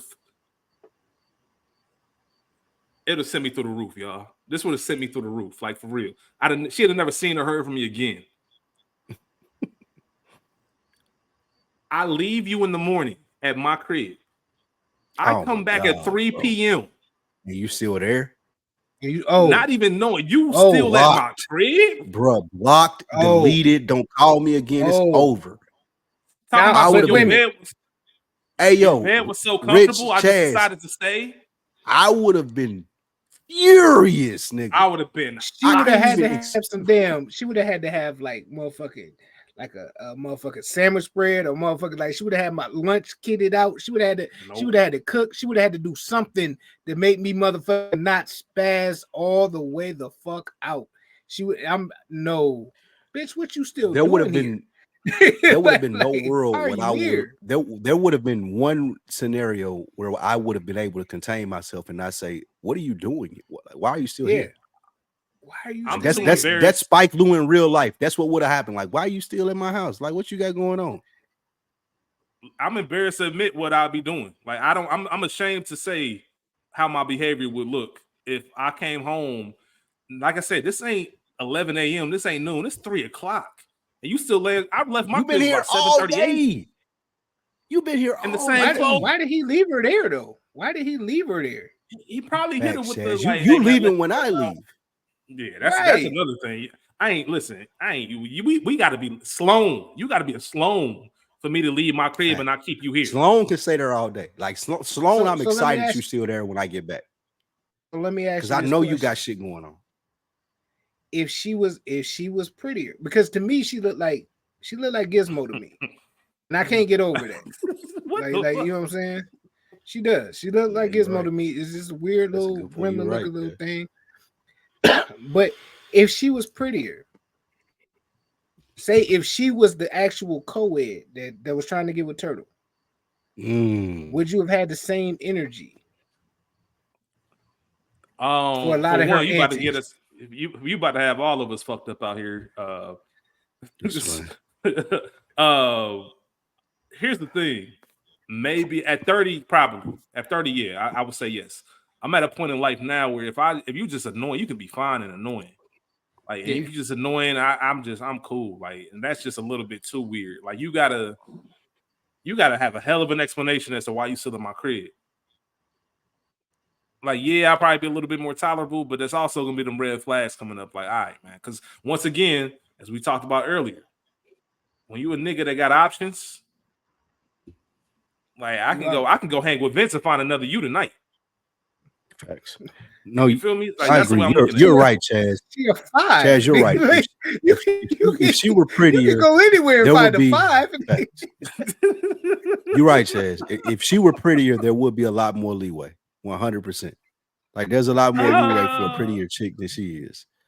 But Yeah, there's nothing about as Ashley Rich that- just spoke to, you about to get us canceled because like she's not pretty though. Like that's the thing. Like there's a such thing as pretty privilege, bro. And you don't get it. is. You don't get to stay at my house. You don't get to stay at my house till 3 p.m. and have your shirt and panties on when I get back and I've been working all day. You just don't get to do that. Sloan, she can do that. Some of the bitches that Vince is fuck, yeah, they can do that, but not you. You can't do that. Hell, some of the bitches that Turtle fucks, you can do that. I'd have been the friend. I would have been the friend like, yo, E, man, what the fuck are you on? Like, why you stressing out over her? Who is that? Right. Yeah, like, bro, what you got Right. going on? I would have had to do an audit with you. Like, we would have had to like, hey, bro, what's up with chick? Like, that would have been a step to the side moment. Like, what's up with you? She just Hey, like If you fucking her, listen. free, If you right? fucking her, that's cool. Listen, if you fucking her, that's cool. But you doing this whole like you slipping up, calling her Yeah, your you- girlfriend and going back and forth, but that ain't one of them. bro, you She ain't a doing back this and forth thing woman. where, Like, yeah, man. she's shut up, important listen, to keep it moving. me, all that bullshit. Like, bro, get out of here. Like, this is the moment that he needed a real nigga in his life. They needed a black Yeah. person in the crew to looked- tell he him, like, did. hey, bro. He looked Yeah, Sloan. I hit him He with looked Sloan. Hey, he looked Sloan dead in her face and said, "I'm not gonna mess it up for someone I like. I'm not gonna mess this up with you for someone." You looked at Sloan and said that, bro. Get the fuck out of here. For her. Ashley would have Man, still come been on, bro. waiting. Ashley, Like, come on, bro. Ashley would have still been waiting. Ashley would have never heard from me again, nigga. Straight Ever. For her. Take your little That- plant back, your little housewoman. Get this shit away from me. I'm never talking to you again. I got this bad bitch over here. It's over. But also that has to do with like what he's seen himself to. I think a lot of this, when we're talking about male ego and we're talking about, of course, we know the real world, how you date.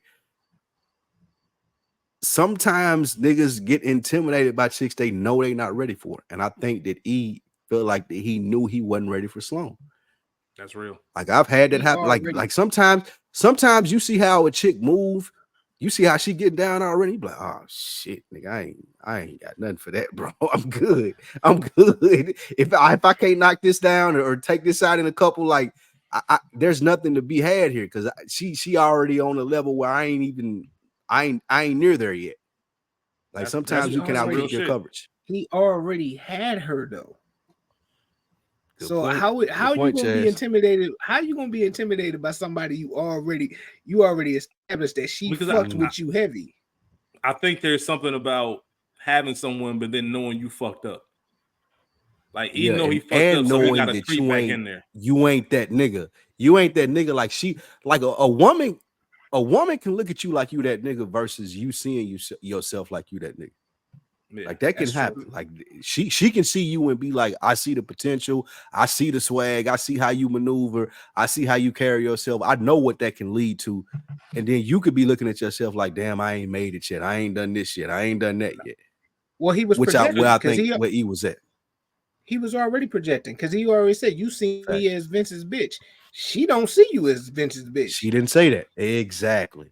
You know what I'm saying? She see you as Mhm. that you really got potential and I can help push you up. Like a woman's job. And I ain't gonna say That's her facts. job, but a good woman is going to elevate any man that she fucking is around, Facts. provided that she They can't feels help that it. he has some kind of worth.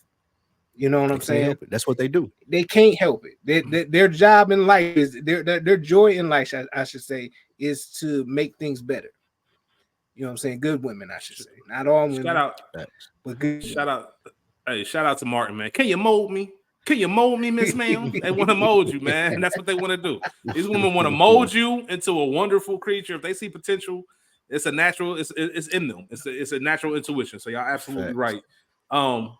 Good conversation, fellas. As always, let's go ahead and get into some quotes, and then we'll start talking about honorable mention and top fives. This is my week to start, so I'll go ahead and get things rolling with the quotes. I've already started with the one. We'll want to take 2 cards just in case. What, in case you close? No, in case you close. We have E. I like being friends with her, and I like being single. Drama. Well, tonight you won't.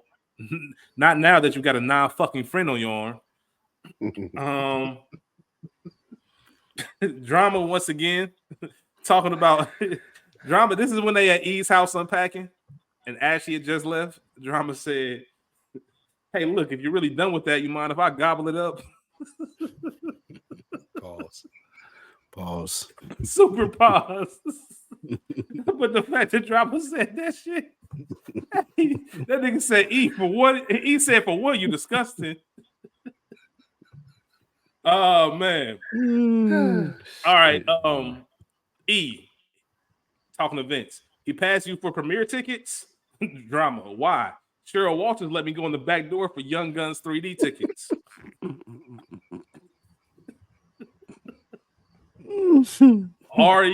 Ari Gold. I don't want the stress of an affair without the fun of the pussy. That's good. Yeah, that's one of my favorite quotes. Johnny Drama, when he's talking about the kissing those models for that scene. I made out with 15 of them. Not one of them made me draw wood. Vince talking to Drama when they're trying to get dates for the premiere. Vince said, "You're creepy." Drama, you kidding? She loves me. You should have seen her eyes bulge when the tailor was measuring my ass. See. You should have seen her eyes bulge when the tailor was measuring my ass. I wanted to know more about her. I ain't even gonna hold you. I wanted to know more about her. Hey man, I'd have took her over Ashley. Man, there's nobody on the show that I wouldn't have I took what's the name's secretary, the random black lady with dudes the chick that was in Drama's Coakley. boss. Yeah, she was in the Flash. Yeah. Shout out to her. Yeah. And Coakley was in the Flash too. Yes, he was. All right, I got 3 more quotes. I got 3 more quotes real quick. Drama. He's a real smooth talker, this guy, and real good looking. And he fucks actresses. Vince. What actresses? All of them. Not Jamie, because she's not that kind of girl. She jerked Turtle on a plane. Hey, what you talking about? She had the type of she jerked Turtle on the plane. Murray, Big Dog, the Big Dog manager. You really make a fuck face when you're scared. Talking to E. And then lastly, Johnny Drama. Come on, Dan. We had words. Men do that. Dan Coakley. You put your hands around my neck, Drama. Or excuse me, you put your hands around my throat. Drama. Men sometimes do that too. I love that one. That was in mine too. Oh shit! All right, hey, man. I'm gonna pass it to Chaz. Chaz, you gonna be second this week. What you got? I know I said a lot of them. Oh man. Should have seen her eyes. Should have seen her eyes bulge when she was measuring my inseam. Come on, man. So who said some shit other than Drama? It's the word bulge. Hey, that's what makes it funny. Her eyes bulge, like it's some cartoon shit, like they popped out of her head. Like Drama, calm the fuck down, bro. That's why he's one of the best characters, man. He's fucking hilarious. In history. One of the best TV characters ever. TV. Absolutely. In history. So I got Drama. Drama. You called Ashley Sloan, and you weren't even in mid fuck. That's the worst. He said, "Turtle, that's the worst. That's why I always stick to yeah, baby." Drama. Whose name would you actually call out? Vince's?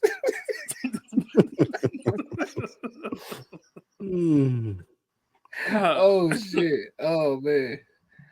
Oh. I got Andrew Klein, but you still want this? He's talking to Ari. And then Ari responds, "More than I want my wife to crave pussy." when he's talking about buying the fucking with buying Absolutely. Terrence's Buying Terrence's company. Absolutely. Yeah. This is Ashley speaking to E. So what she want? E. I don't know. For whatever reason, I don't know why that was the first response out of his mind. Like nigga, wait a minute, why didn't you just say this ain't even a is? dime that you talking to, bro? This a mid chick. Man. I'm letting you know what she wanted. Yeah, nigga, she wanted to hook up with me. What's up? Like come on, bro. Yeah. Why you asking? Yeah, Bro. what it got to do with you? You mid. You Arizona mid, bro. Right. Ari talking to that, bro. Ari talking to This ain't that dro, bro. This mid. Like, what we talking about?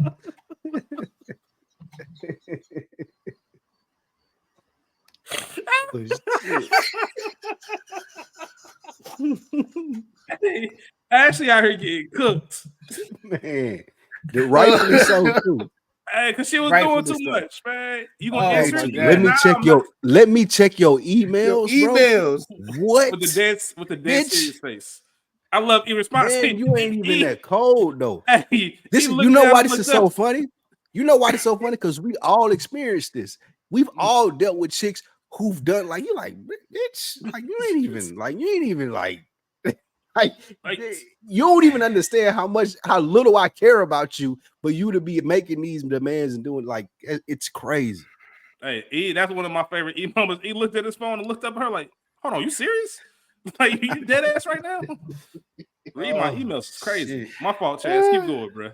No, man, you right, man. Because hey, I thought about that the whole day. I was like, what?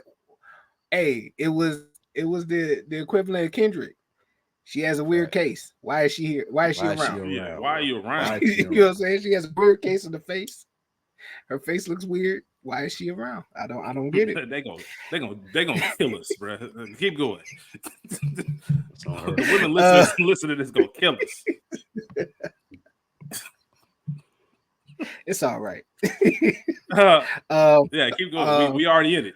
Ari, when he's talking to Lizzie Grant, did you sign him with your pen or his cock? I don't want to be spoken to that like that, Ari. Right. Hey, listen, on some real shit, Ari definitely wouldn't be around today. No, he would not be around today. Oh, no, absolutely not. He definitely got me too. Yeah. We'll talk about it next season. We'll talk about it next. Once again, I might have like briefly referenced this, but Andrew Klein, I love her. I love you. You barely know me. Grow up. Like, tell the nigga grow up. She's younger than you though. She's younger than you telling you that though. That's crazy. Right. And shout out to Rich, man, because every time I watched that scene, man, all I thought about was you got to be stronger than that. You got to be stronger than that, man. I don't know what else to tell you. That's the only advice I got for you. Oh shit! And then just heading out with Ari, Andrew Klein, and he's talking to Andrew Klein, and Andrew Klein's having this little meltdown, and he just looks at him and say, "You weak, pathetic pussy." Yeah. Sometimes you gotta come at your nigga, and you just gotta get him with the realness, nigga. Right. He needed to hear that shit, man. Because nigga, you doing entirely too much right now. So those are my quotes. All right, God. For me, first one is from drama to turtle. Who knew you could find style in the husky section? Next one, when Vince is talking to drama about E's sex life, these guys are just bitter because you're on a hot streak. Drama. This guy's got more pussy in the last month than in the previous 29 years. I wouldn't call it a hot streak. I call it entering the twilight zone. Shit. Ian, Vince, do you think it'd be weird if I thought about Sloan? Vince, yes. Lisa, hell yeah. Drama, nah. I think about her all the time when I'm doing it. It's crazy. Turtle. That's some crazy shit to say about your man's girl. Hey, insane, bro. Drama is one of a kind, man. Turtle going to meet Ari about career advice. Turtle, I was wondering if I could talk to you for a minute in private, Ari, about what Turtle career advice, Ari, but you don't have a career. Ari, what I'm capable of doing things you're capable, excuse me, what I'm capable of and what you're capable of are two different things. Eric, well, what would you do? I would make a scene of biblical proportions. I would lie, scream, beg, borrow, and steal. And if somehow I didn't part Amy Miller's leg, I would still call racism. I would yell for her to hear, "You're really going to fire my poor black client off the show that he created?" I'm calling the NAACP. I'm calling Reverend Al Sharpton, and I'm calling the ghost of my man Malcolm X. The And way he we seen delivered what that happened. line was classic. Classic. Fantastic. One of the best things in the show. Ashley, when she went to E's office, what's with the fossil? Eric, shush, she's nice. Ashley, well, my grandmother is nice too, but I wouldn't hire her to be the first face that people see when they come to my business. The next one, David, Ari, I'm really pissed. I couldn't even, this was so funny to me. When my man from Friends was like, Ari, I'm really pissed. Your man's came out here wild and I couldn't even eat dessert knowing I wasn't going to fuck that girl today. Hey, Hey, hold bro, on. I gotta he say was this real so quick. disappointed. I Hey, gotta bro, he say was this shit. so disappointed, bro. That's what I was about to say, man. These quotes, it's the delivery, it's the seriousness. Like when you watch that, David Schwimmer was really looking like, yo, Oh I'm really hurt. shit, man. I'm really hurt that I can't fuck her today. Like I'm salty. This nigga came out here wild out, and now I ain't gonna get to fuck your young hot agent assistant. Ari, that was hilarious to me. Yeah. Scotty Murray said we're absorbing the Murphy group, so I was expecting at least a trifecta. Eric Will is just me. That's a fucking weird name, then, isn't it? Shout Drama. out to Scotty laughing. Scott. I didn't think I was gonna like Scotty, but I do. Couple more drama. Come on, Dan. We had words, as you said, rich men do that. You put your words, you put your hands around my throat. Okay, men do that sometimes also. Drama. Sloan is all powerful. She stops Eve from getting pussy, yet she won't give him any. uh Crazy.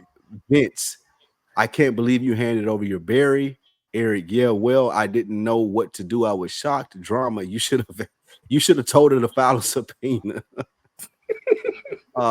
Drama and Ari, how did you do it, Ari? Ari, this is what I do. I part C's. Don't try to comprehend it. Just be thankful you're blessed to be in the proximity of it. I think that was one of the best Ari quotes. Bar. Yeah. Facts. Last one, Vince, did you wear a bag? Eric, I didn't have one. She told me she was on the pill. I got to go home and take a shower. Drama. I'd pick up some Clorox if I was you.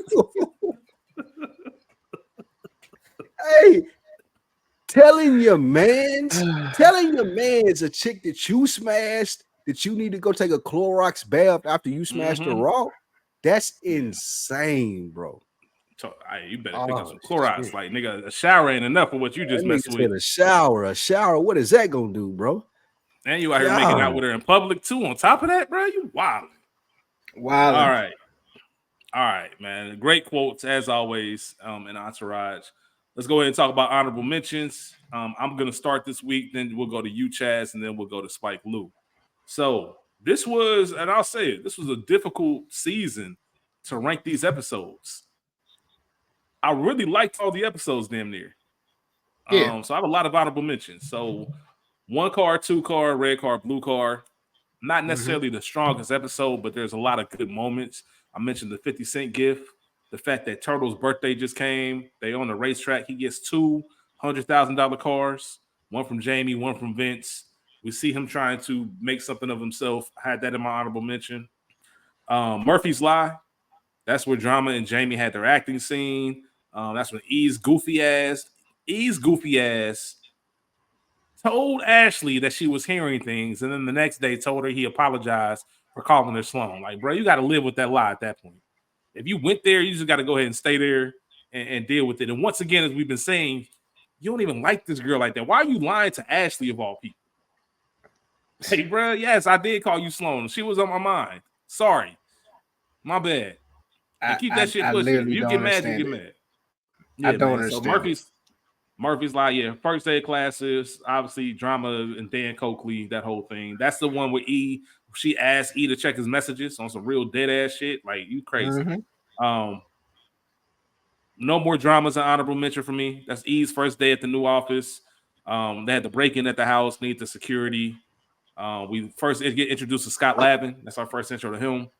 The Bob Saget meeting where he wants to have sex in Murray's office. All of that happens. Buried alive.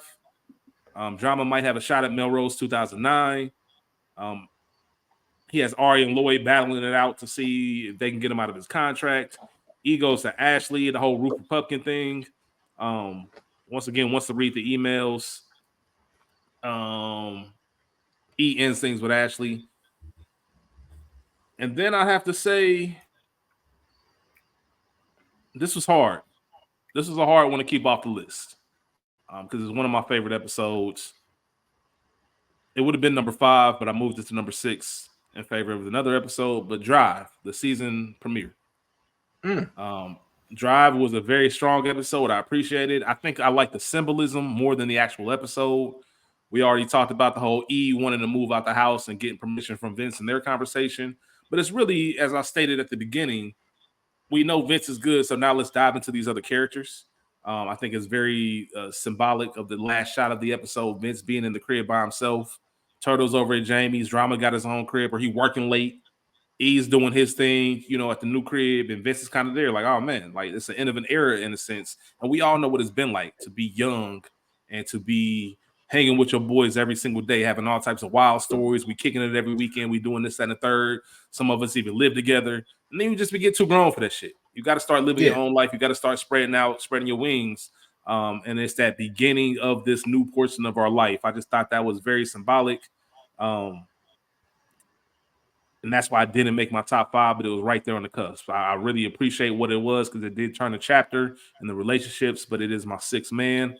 As far as my 5th episode goes, number 5 for me is 4. All right. 4 took the number 5 spot. It was hard to keep it out of there. Anytime you have good celebrity appearances, so we have Mark Wahlberg and we have Jeffrey Tambor and Tom Brady. Sloan calls while Ashley's there. We already talked about that briefly. The whole, like, are you going to pick up the phone? No. What did she say? I don't know. What does she want? I don't know. That dumb shit. The whole, I think I want to sleep over conversation. I already told y'all Ashley would have been got kicked out of my class or got kicked out of my house. The charity golf event. E meets Murray Barrison. Turtle ain't fucking with Tom Brady. He really on this fan shit. Like, nigga, I don't give a fuck who he is. Nigga, I'm a giant.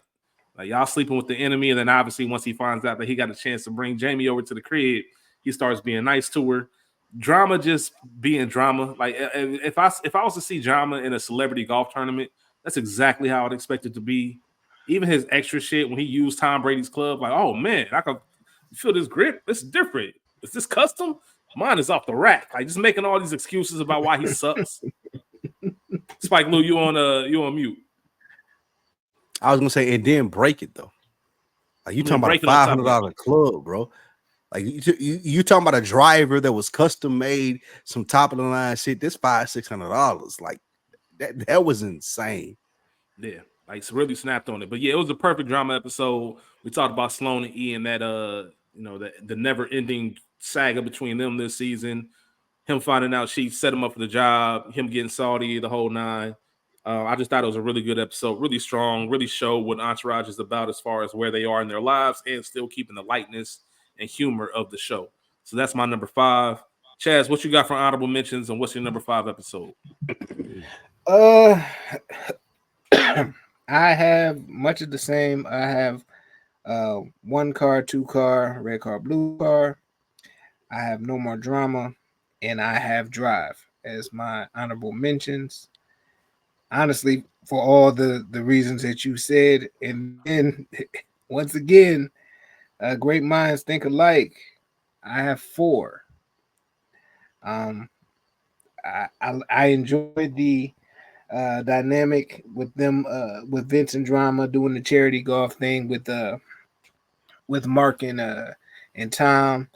I love that Tom Brady. I mean, I love that Turtle was really on his shit. Like, hey, my inner fandom makes me want to tell him to suck. He sucks balls. Hey, you a wild boy. like you the fact that you even thought that, like, this is Tom fucking Brady. That nigga E said, "What are you, 12?" Right? Hey, he said, "What are you, 12?" He said, "I am what I am." he calls his girl and talks it over with his girl, and she's like, "No, don't do that. He's a nice guy." And then as soon as he got up on time, he was like, "Oh yeah, y'all should come over to the house, man. Giselle cooks. She cooks." And then they became best friends. You know what I'm saying? Doing karate in the basement. So like That's funny. Yeah, just if Tom Brady invites you up to the crib to hang with him and Giselle, you going to the crib. I don't care what kind of beef I You're not had. turning it down. Yeah, you're not turning it down. You're not. The thing about Ashley, I don't want us to get killed for this shit, but I really It's already too late, man. Go ahead, go. I really just don't understand the whole allure of Ashley. I think I honestly feel like if they would have chose anybody that was cuter, it would have been fine. Like you could I ain't even gonna really hold you. To double down on it, this has made me not like her in other shit that I've seen her in. Man. I've seen her in other shit, and I'm like, man, that's that dusty bitch that Eve fucked up Sloan for. Like, I ain't even gonna hold y'all. Like, I've done that. I've seen her in other movies, and it's like, man, I think I've seen her in other shit. It's just thought to myself, like, it's just not for me. I don't, you know what I'm saying? At the end of the episode, he ends up calling her Sloan, which is crazy in itself, because then she, you know what I'm saying, like one of the next episodes, he pretends like he didn't do it, or you know what I'm saying, he apologized for it, remember? And then but he told her that he didn't do it and then apologized like a dumbass. You know what I'm saying? No, you take that shit to the grave. If you gonna stand on that shit, stand on certain things. You just gotta stand on. But at the end of the day, if she was, like I said, if she was cute, then you go that route. But the fact that she wasn't, and she just a 5, you just let her go about her damn day. All right, well, fuck it. Yeah, all right, bitch. Yeah, I called you. I called you Sloan. Yeah, I called you Sloan. My bad. I didn't mean to, but I mean, shit. If you all been out of shape about it, then you know where the door is at. You know, and that's it. You know, so that's my number 5, man. So you a wild nigga, Chad. You a wild nigga, man. Spike Lou, what's your honorable mentions and what's your number 5 episode this week? My honorable mentions. First honorable mention is going to be Running on E. This is the episode where they tell Vince he got 12 weeks to do whatever the fuck he want to do, so just go out here and live like a movie star. And it's also the episode where Ari, is going about things with his family, lied to his wife about what he knew about my man's. We've all been in that situation. How much do I say? How much do I know? As far as not what's going to make my partner mad in this sense. So I really appreciated that episode. Also, Bird Alive. That's where Ari and Lloyd went to the 5 towns, and they were negotiating over the contract, and he wanted to see who was best for him and his situation, and he put Lloyd and Ari against each other. Lloyd got the job done. I thought that was a significant moment in this series for a character like Lloyd. And then for my number 5 episode, I'm going for, as we talked about earlier, Rich, just because I love the whole dynamic of the episode with the golf and how they were talking and everything they had to do with playing golf in this episode. So 4 would be my episode 5. Excuse me, I'm sorry, not 4. Give a Little Bit would be my episode 5. Okay, then Give a Little Bit is your number. Give a Little Bit is my episode 5. Yeah, that's my episode 5. Okay. I bet we'll talk about that a little bit later. So now we move into the number 4 slots. My number 4 is going to be Amongst Friends. That is the second episode, Vince's premiere. We finally complete the comeback. Vince is reintroduced to Hollywood. Gatsby is a hit. They all kicking it. E agrees to go with Sloan to the premiere as friends, as we mentioned earlier. Ashley's weird ass coming over with that housewarming gifts and kind of like, I don't have some pride about yourself, man. Don't be sitting here begging, like dry begging for this movie premiere ticket. And the premiere, you guys are going? Oh yeah, that should be nice. That should be a great time. Yeah, it is. Like I can't wait to get there. I can't wait to get there. I'll tell you all about it tomorrow. Without you. Yeah, like straight up, man. That whole thing was Ari going out of his way to make sure his wife and Marlo are friends, just to find out that his man's is having an affair. You just got to laugh at the irony of life because he's trying his hardest to make sure they cool. He thinking, Marlo's canceling all these plans, and then he finds out it was really Andrew that's doing it. I talked about grabbing the hand, Andrew Klein grabbing Lizzie's hand in that meeting. That's wild. I can't even explain how crazy that is. And then Ashley popping up at the premiere. Like, first of all, Sloan comes over, I introduce you, and you just look at it. Like, you don't even say hi, you don't shake her hand, no nothing.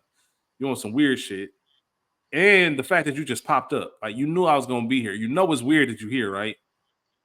Like, oh, yeah, one of my friends had an extra ticket, because if that was the case, you should have texted me or called me and said, hey, I ended up getting a ticket. Hopefully I can see you tonight, whatever the case was. Don't be weird around me. Like, you're stalking me. That's odd.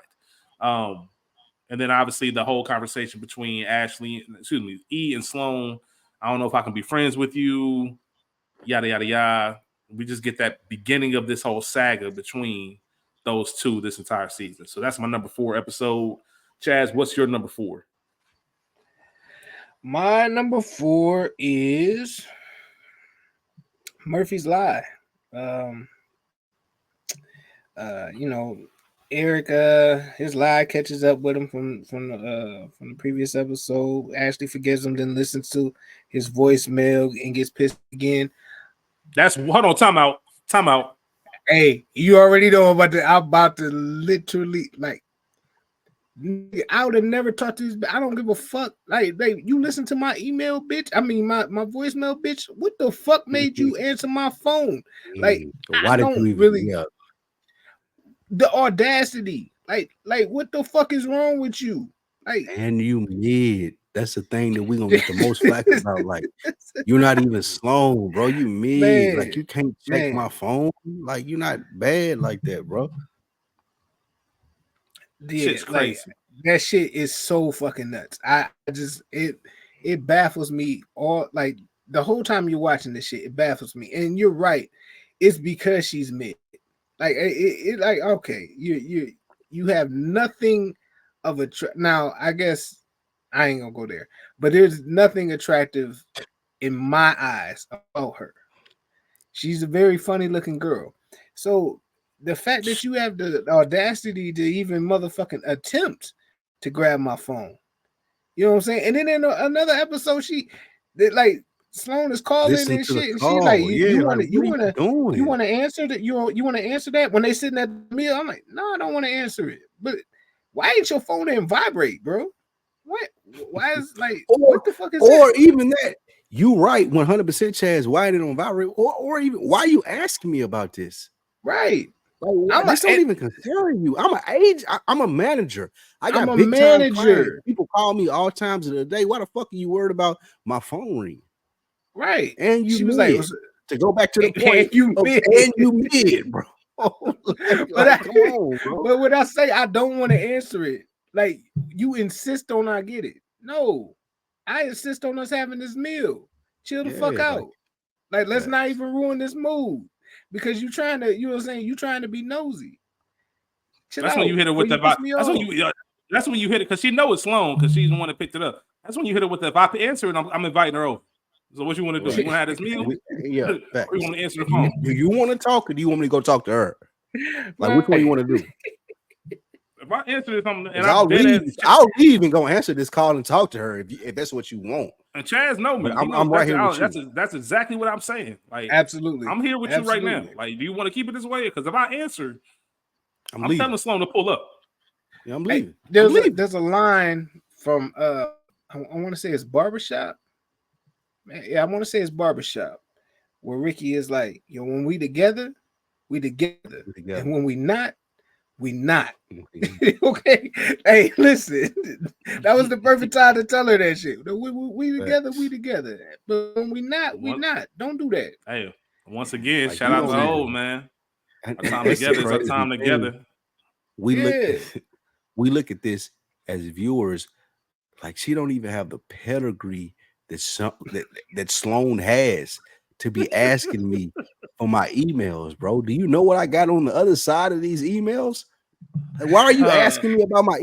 I got a whole, like, somebody that set me up with this dope ass crib, dope ass job, got this dope ass family background as to where she got money and she ain't worried about nothing for me. And you asking me about my emails? Man, bitch. Yeah, Hey, bro, man. She wild. Hey, bro. all the way, And she all the way. mid. And Bro. she did. And you're Wait, I mid. ain't even done yet. And you're mid. Oh, so Yeah, and Jazz. we When didn't Oh, even go she, got ahead, to the Jazz. point. We didn't even got to the point of you being mid yet. Yeah. so yeah, but so Jesus. what makes it even better of a episode? Then you got the Andrew Klein shit. Andrew's wife rolls up into the fucking office, That shit and was she crazy. loses her shit, and Ari has to talk her down, but Ari kind of doesn't because she don't really fuck with Ari because Ari supposedly knew. But anyway, they get her out the office and he's screaming for Lloyd, hey, find me Andrew Klein. They find Andrew Klein and Lizzie almost an hour later.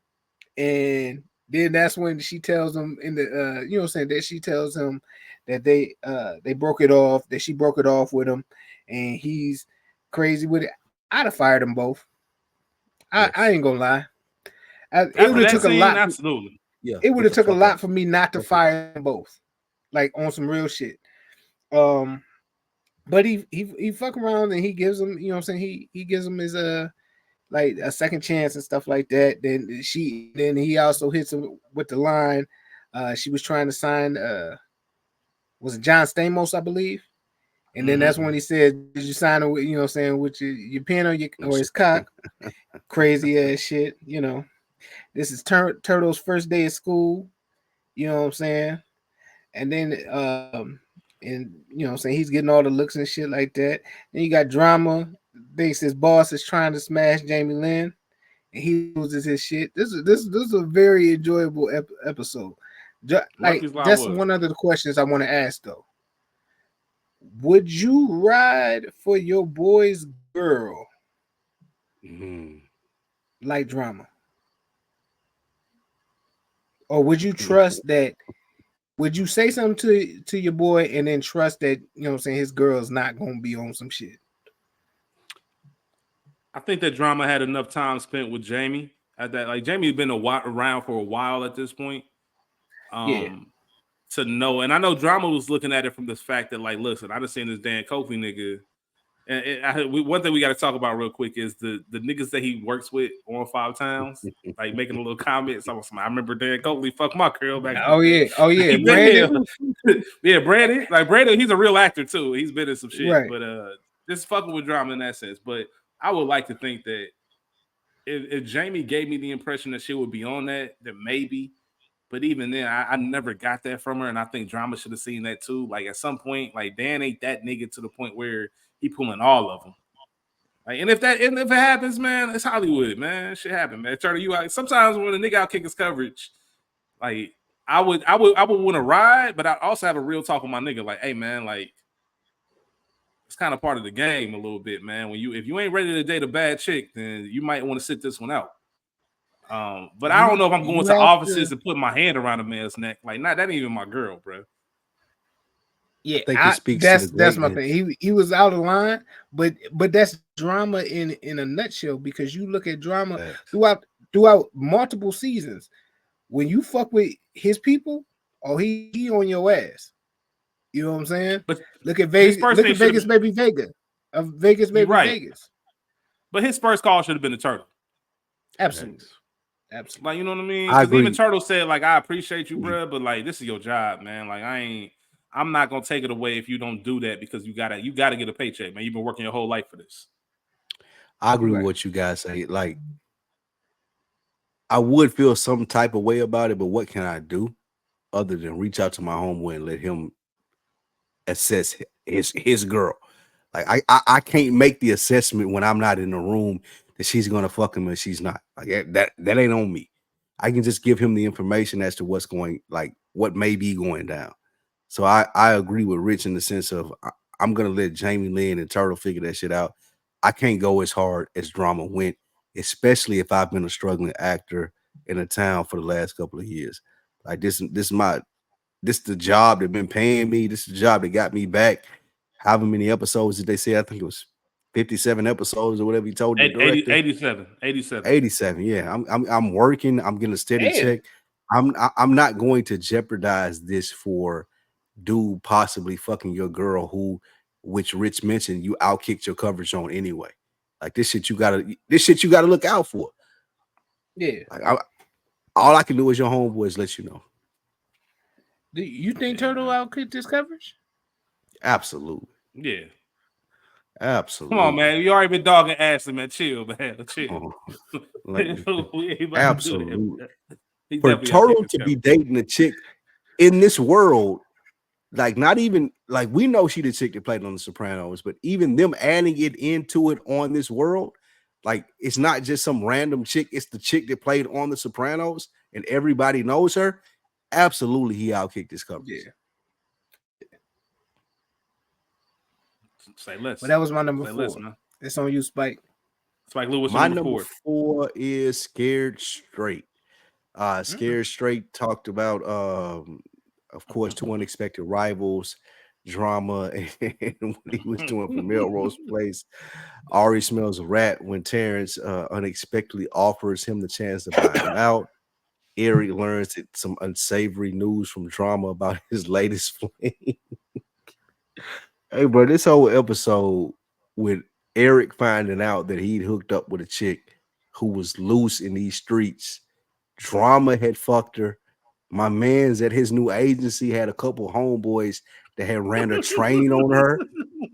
Like this was perfect E shit. Hey, Like this is hey, them you shit. over This here is some tongue shit kissing that this would girl happen to E.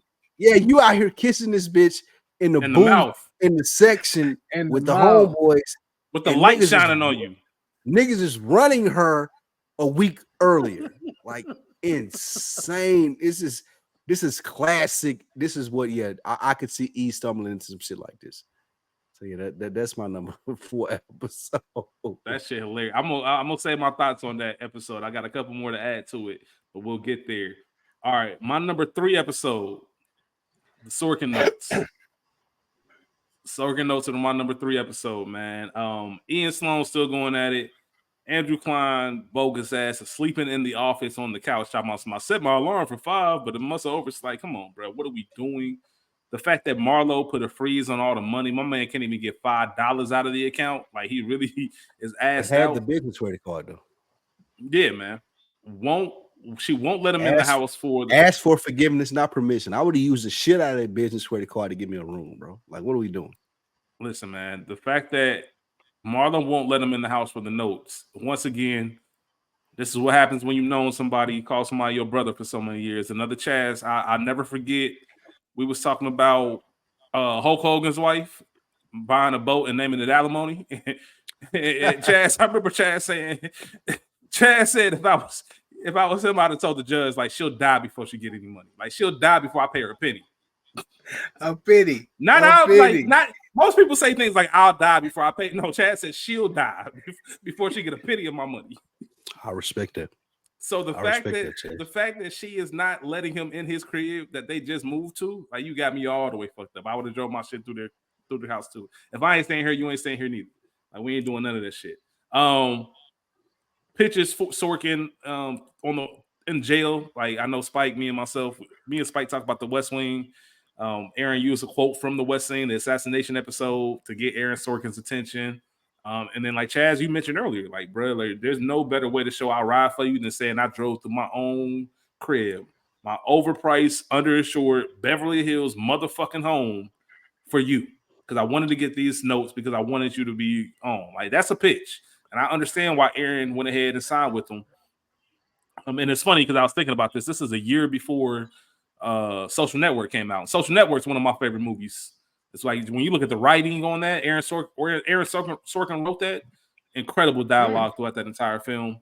Shout out to Aaron Sorkin, his genius. But I just thought that was an incredible episode. We also had the Sloan wants a friendly drink, but she's seeing someone. That whole conversation. That's when E pretty much said, "Man, ride out, man. I'm about to go see Ashley," which sounds crazy to say it out loud. And then they found the possible insane. And then they closed the episode by finding the possible stalker for Vince, so that they found that ID in the couch. But the Sorkin notes, man, and just the great Andrew Klein performance, just great overall. That's how you use a celebrity, in my opinion, in the Entourage. It was more than just a random, I'm just showing up to say a few lines. Like, nah, there's a whole storyline behind this. That's my number 3 episode. Chaz, what is your number 3? My number 3 is give a little bit. Um, so Vince is leaving for Italy. Drama's recovering from a near heart attack situation. Um, Ari is proposition, what I'm saying, about buying Terrence's company. He accepts to do so, which I loved. But I also loved the little caveat that Terrence put on there at the end, where he was like, you're not going to get rid of my name if you want this company, which is kind of smart. If it's been around for 40 plus years, bruh, and Ari and was it Miller Gold has only been around for like 2 years. 3 years, something like that. Hey, why the fuck would I get rid of that? We should just put us under that. I mean, just Frank Lucas. he was Frank Lucas told y'all niggas. It's a brand yeah, name. he did. It's a like brand Pepsi. name. It's a brand name, nigga. You call that shit whatever you want to call it. Right.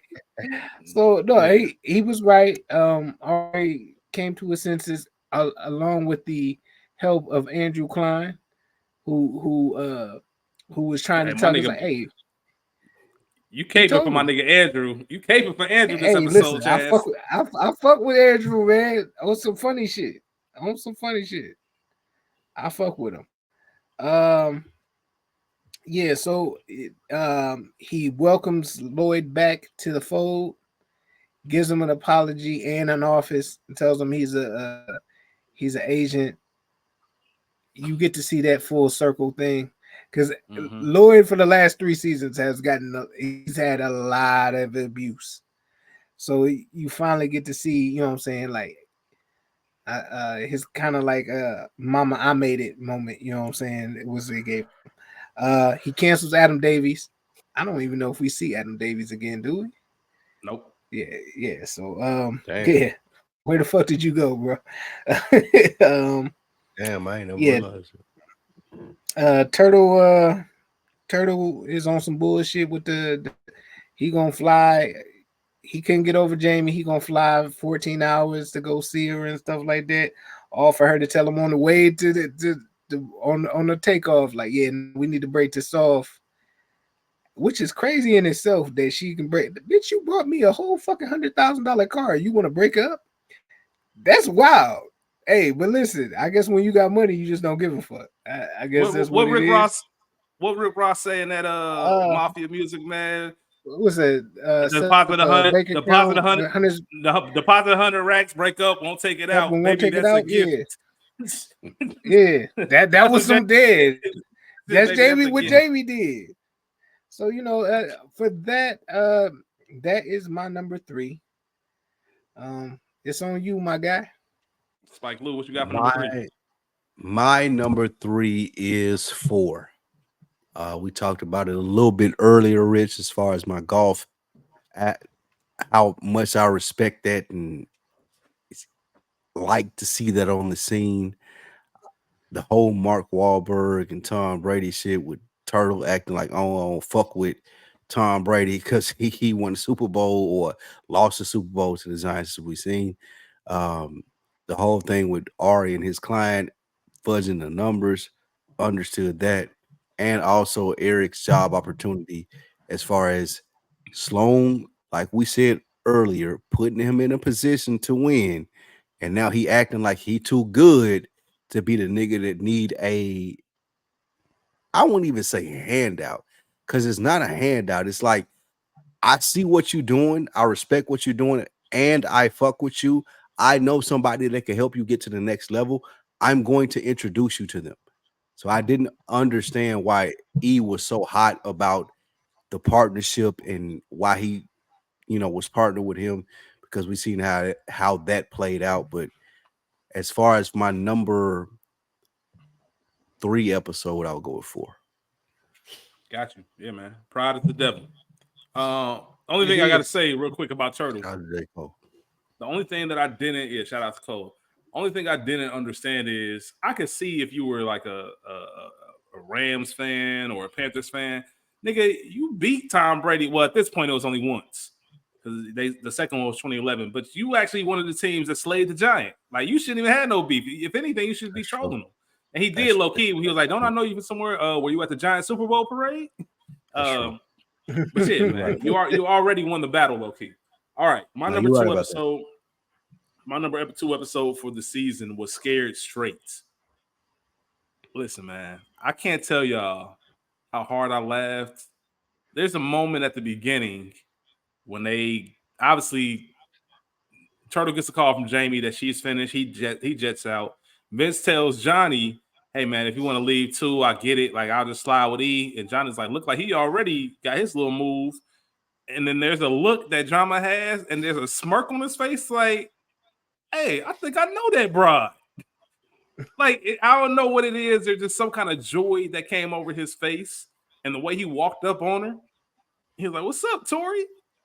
And she's like, "Oh, hey, Drama, this nigga E looking like y'all know each other." His nigga Drama said, "Oh yeah." Like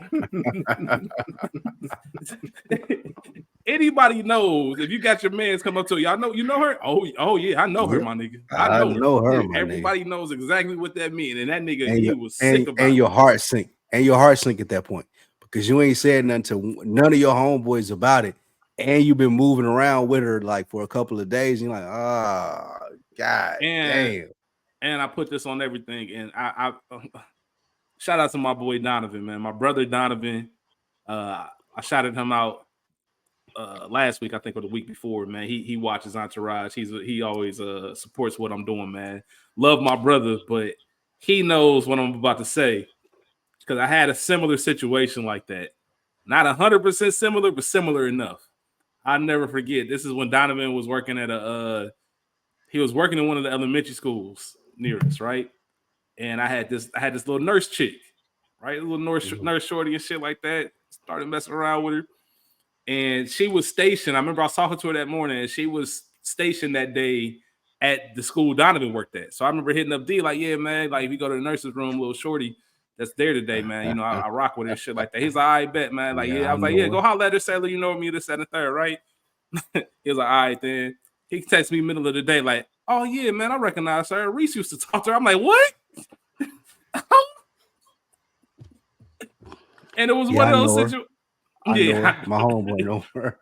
hey, Donovan hit me because it was so mad. Yeah, Reese know her. Like, oh yeah, Reese. I'm like, what you mean he know her? Like, yeah, I think they messed around. I think they talked or something like that. I'm like, oh, and it was funny because we was in your home state, Spike. We was in Memphis, and I remember talking to Reese about it. Like, hey man, you know, Reese like, oh yeah, I know her. Yeah, like, and I'm like, every time I think about this scene, I think about that moment. It was one of those tell Sloan to call me. Tell Sloan call me. Bruh, and I'm sitting there like, oh man, and it's because this is gonna sound fucked up. Shout out to my dog, man. Shout out to my dog Reese. But it's kind of like what E said to Drama. Like I expected to cross paths with Vince. I ain't never expected to cross paths with you. Like I didn't even think we could pull the same chick like that. Hey, that's something to be spoken about. That's a whole nother podcast that we can talk about at a different point. But when you understand that you on the level of a nigga that like, nah, me and you shouldn't even be talking to the same chick, bro. Like that like I ain't even going for that. Like I feel disrespected right now. Hey, Spike, I've had that happen. I've had that happen before. And like I said, I promise I'm gonna say it a million times. I don't mean this as any disrespect. It's just one of those things. Yeah, no, it's just like Spike. I immediately, once I found out, I immediately started looking at her different. She lost points immediately because like that tells me everything about you. Oh shit, that's funny. Because I thought you was something else, and nah, you. All right, I got so many stories. I got a homeboy that lives by that, and you know him from another week in the books fame. Rich, like if this nigga dealt with her, like nope, I'm not dealing with her at all. Like, yeah, I got a couple of homeboys like that. Yeah, it's not happening.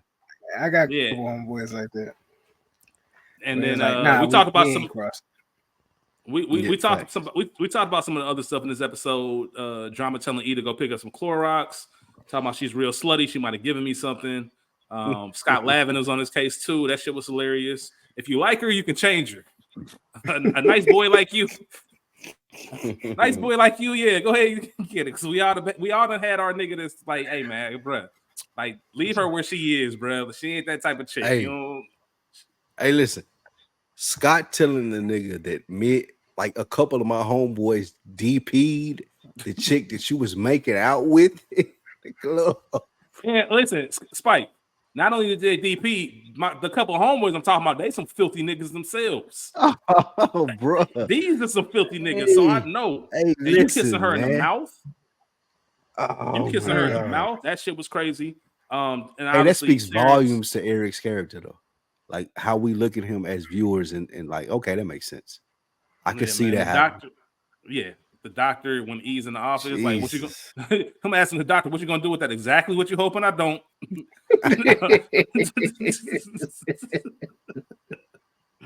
And then drama having his meltdown. The whole I tell one of the funniest random throwaway lines was when Dean Kane came in there. This nigga drama started having a panic. He said, "It's fucking Superman."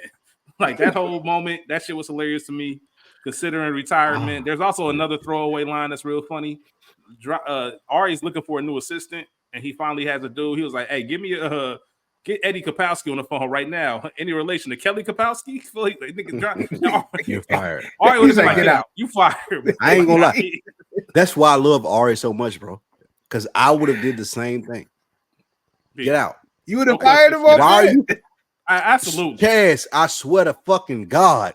Why are you playing with me right now? I don't give a fuck about it. Like, I would have been so mad. One, because my man's left me Lloyd. But two, because you're playing with me and you think this is a game, being on my desk and you asking me about this shit. Nigga, get the fuck out. Pack your shit. Don't even go back to the mailroom. Get out of here. Mm-hmm. I 100% felt them on that. Yep. And obviously Jamie breaking up a turtle. Action-packed episode, man. That's just one of those funny, hilarious Eskimo brothers, drama and E. Shout out to them, man. Yeah. That's my number 2. Chaz, what's your number 2? My number 2 is Scared Straight. For all the reasons that you gave yourself. Hold on, man. My fault, Chaz. This nigga E was writing those results. He waited in the office, man. That random girl just came out crying that shit from the back. I'm like, damn. Hey, listen. I was just about to say that. Hey, man, listen. Heart would have dropped in every. Oh my god, Facts. I'm about to die. Facts. Shit crazy. E messed around with the town slut. That's hilarious. Him being Eskimo brothers with drama is hilarious in itself because you really can't see none of them two actually happen. Like you can't see them going on a mission together. You can't see nothing of that sort to where they would even cross paths with chicks. You know what I'm saying? It's like, there's no way that a bitch that fuck drama will fuck E. You would think that, except for the one chick that drama took to the premiere. Facts. It's like that she was in her own world. It's almost like that episode. I think it was season 5 or season 4. It was season 5 because Vince was reading scripts and he didn't want to go out. And Turtle looked at E and said, "Hey man, you trying to hit up such and such a night?" And E was like, "Just us?" He was like, "Yeah, you're right." Like there's certain niggas where you like, "All right, man, we ain't even us as a tail. We work better as a group. Like us two together going out, we ain't about to get no women." I rather go dolo. Yeah. So yeah, man. Scared Straight was a very entertaining, just everything that was going on into that episode. That was definitely but when drama went to Reed and that motherfucker told me it's your part to lose, Johnny. And that motherfucker, he's like, "I'll be right back." He's like, "I'll be right back." He goes out there, he's like, "Hey Vince, man, I think I'm having a heart attack." He said, "You're probably just having a panic attack." He said, "No, I think I peed a little bit." I was, "Oh shit." Hey bro, you hey, he's like, "Hey, I'm right. I'm gonna come get you." Hey, listen, Vince has the best. His character literally has the best job of all time. Like he all his scenes, like damn near all his scenes or every episode, he around some chick with her titties out. What's not to love about that? Like when you know what I'm saying? Like you like, "Hey, I got another scene with a chick with her titties out. This is great." Like you got if you were the actor playing Vince, you would love coming to work. Like Facts. this was probably for the 8 seasons that this show was on. He probably loved his job every day. percent. I wonder if real life was like that for him though. He a real chill, like environmentalist, like low key type of Okay. dude too. This is like 100% opposite of who he is in real life. So that always makes it interesting.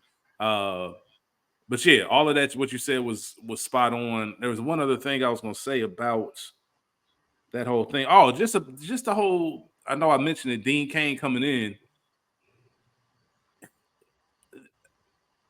I ain't even gonna go there, man. We'll talk about it another time, man. That shit was just hilarious. Just that knowing of like I feel confident all of a sudden a nigga like that come in like damn I'm competing with him. It's almost like when But drama you like when it's like when drama found out he was getting paired with Tom Brady, Mark Wahlberg, and Vince. And Arya's like who's the ugliest for in that force? Think facts. Like um Spike Lee, what's your number two? My number 2 is going to be 1 car, 2 car, red car, blue car. Mm. For me, that episode was one of the best episodes in the season. As far as you know, this is genuine entourage shit. Mm-hmm. Like this yeah. this is one of those episodes where you feel like everything that I tune into this show for, this is what I'm seeing right now. We got to see what the shit with Jamie Lynn and everything that's going on for her, and then we had to see the pilot with CW as far as Charlie and what Eric had to figure out with that. But 1 car, 2 car, red car, blue car was definitely one of my favorite episodes of the season. Fair. I'm not mad at that at all. Now we get to our drum roll, number one episodes of the seasons. Which one are making it to the finale? I'll go ahead and kick things off. For me, the episode moving to the finale is the season finale. Give a little bit.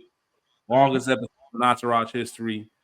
We got Turtle on the rebound, lying to his boys about hitting the co-ed check, even though he didn't. He wants to get on the flight to New Zealand to go see Jamie, even though Jamie ain't hitting him back. And then she finally calls him on some like, nah, stay there. Like, if we ever gonna have a chance, this is what it's gonna need to be. I'd have been so fucking mad if I had to be in the air for 15 hours when I didn't have to. Like I could have flown private with Vince to And Italy, I and can turn straight around. I would have what? been so hot. Like I can't even tell y'all. We have E planning the whole special lunch for Sloan. Didn't ask what she had going on. Had her cancel plans. Obviously, she's upset because she thinks he's full of shit. He ends up pulling over on the side of the road, telling her like, "I'm ready Quick to commit question: now." Yeah. was that a boss move or was that a sucker move? Of from E, E. Yep. I'm giving him boss move for that. If it Mm. would I have been a would too. sucker move if it was Ashley. Why you say that? Come on, man. You know what I'm saying. I want you to say it though. I want you to say it. Ashley mid, I want you bro. to stand on it. I want you to stand on it though. Ashley mid, bro. If he would have pulled over on the side of the road, begging Ashley to marry him, I'd have threw him over the cliff. But I mean in the sense of, was it a boss move? And I invited you here. You didn't really know what you was coming for. I got the ring. I'm willing to do the shit that you laid the you laid the foundation for this with the apartment, with the job, all this shit. I'm willing to do that shit here. Is that a boss move in the sense of I ain't said nothing to you about it? You No, dating this other I'm nigga. I'm I under don't the know I'm nothing about what you got going on or what you gonna say, but I'm still gonna ask this because I got that much gall.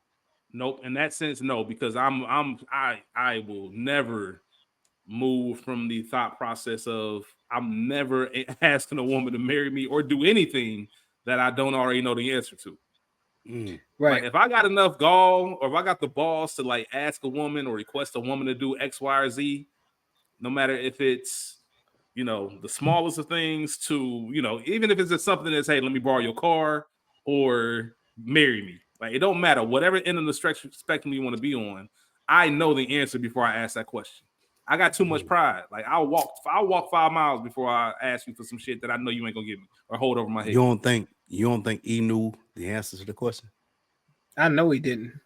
He didn't know the answer to Y'all that don't think question. he knew she would say yes? No, he was Mm-mm. work. He was hoping on a prayer. No, he didn't know that. Nope. He not. He I look. think Listen. I He think I everything think about his he game. is just. I think he thought that she was gonna say yes. I think he I think thought in that his there was a head, possibility. well, here's the thing. Here's the thing. The way he proposed isn't what he planned. So to your point, Spike, in his head, that whole afternoon was supposed to be some big ordeal. It was supposed to be special. It was supposed to be romantic. He was gonna get out on one knee in front of her. He envisioned in his head how she was gonna respond, and he was completely thrown off when she was like, "Bruh, like take me back. Like I'm fucking with a dude. Like all of that. I ain't fucking with you at all." So I think at that point he was nervous, and I think he just grasping at straws. Like, you know what? I bought this ring. Let me just tell you and see what you say. I think the fact that she did all the other stuff that we talked about early in this season, the house, the job. This is what she was looking for from him. Now, this may not have been the perfect situation. Yeah, he wanted to do it over dinner or whatever it may be. But being that push came to shove, when she seen that he was willing to do that and ask that question, already have the ring, that's the thing that impressed her the most. And that's the reason she said yes. That's why I say that's the part of the reason why I immediately answered it's a boss move, because you had it ready. When a woman's not expecting that, Yeah. I yeah, got the man, ring, it's hard bro. to like, Come on. yeah. Yeah, it's hard. It's hard to step away from that. So we also have Lloyd becoming an agent. You already talked about that. We have the infamous paintball scene where Ari comes in cleaning up shop. That's a classic Entourage moment. Drama finally realizing, like, man, I don't. I'm unretiring. It's not that I'm tired of this job. I'm tired of the rejection. His quote: "I was on the series once before. I was on this series once before, and I was on another series for the past 87 episodes. I've done over 140 guest spots on TV and other movies, 16 plays, 39 commercials. Yet you still haven't seen enough to just offer me the part. Still, you make me sing for my supper. I think I said it in season 3 or 4. 90% of Hollywood is Johnny Drama, right? You don't get a ton of those A-listers, those bona fide stars. A lot of them are Johnny Dramas. This is a grind. This is a hustle. I'm working for this. You might have seen me in a million different things, but I'm still not good enough to just get a call saying, hey, I want this for you. I wrote this for you. I just thought it was a realization of Johnny Drama coming into who he is. He got a holding deal out of that. What else do we have in this episode? Matt Damon, who's one of my favorite actors in general, who I believe is just that intense also. Just him running into Vince at that spot and Drama. The way he greeted Drama, he was like, hey, man, he just looked at that nigga and went right back to Vince and talked about the foundation for the kids and him hassling Vince the entire episode about this foundation. Bono's getting involved. Him on the phone with Drama, and he like, put him on the fucking phone. He's like, I'm sorry, Jason Bourne me. All of that shit was hilarious. And I got to talk about the Clearport. So Matt pulls up with LeBron at the Clearport, with the private jet. LeBron's outfit was fucking disgusting. Just 2009 was just a Holy terrible shit. time. The glasses, the fit, all of that was just nasty. I can't believe we used to dress like that. Like it made me cringe when I watched it. Like, ugh. Like I'm sure Brian would look at that like, I can't believe this shit. It probably. But yeah. And once again, Matt Damon just being, that's my type of humor. I love sarcasm. Like, you wrote me a $10,000 check, and then I'm looking over like, oh, you flying private to Italy, huh? Okay, must be nice, huh? Yeah. But I got a 10G check. Like, damn, I feel good. So like, I ain't know what was, nigga, you called me asking for money. I didn't know how much was good to give. You made 20 million last year. Even Drama's like, that's kind of light, bro. So all of that was funny, and obviously Vince, them announcing that Sloan announcing that her and E are getting married. You know, obviously we would have went to Vegas, but we know y'all would have killed us. And the last thing I'll say about this is this. You got to know, even though the joke might be funny, you got to save yourself from the humor. Because you were already, the reason you and Sloan even broke up is because you spent an extra 3 months in Italy after Medellin. Don't jump on that plane as a joke. Like, I'm just playing. Nah, bro, that shit ain't funny. It's too soon. You just got your girl back, man. Don't get her upset. Was it again. Too soon? Hey, listen, yes. I understood the joke, but I wouldn't say it like that. Sloan I wouldn't. Sloan it was. And that was a test for Sloan. I wouldn't dare do that. No, wouldn't dare. Wouldn't even think about it. No. Like, I lost you the same way.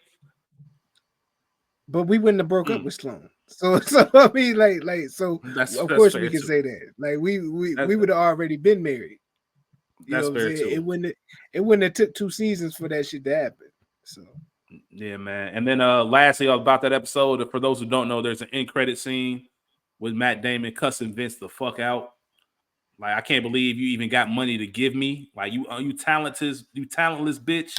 I'm chasing you down for money. I got an Academy Award, and I'm chasing you for money. Like, it's just a funny Matt Damon scene at the end of the end credits. And then he I did obviously not know apologized. I'm that. sorry.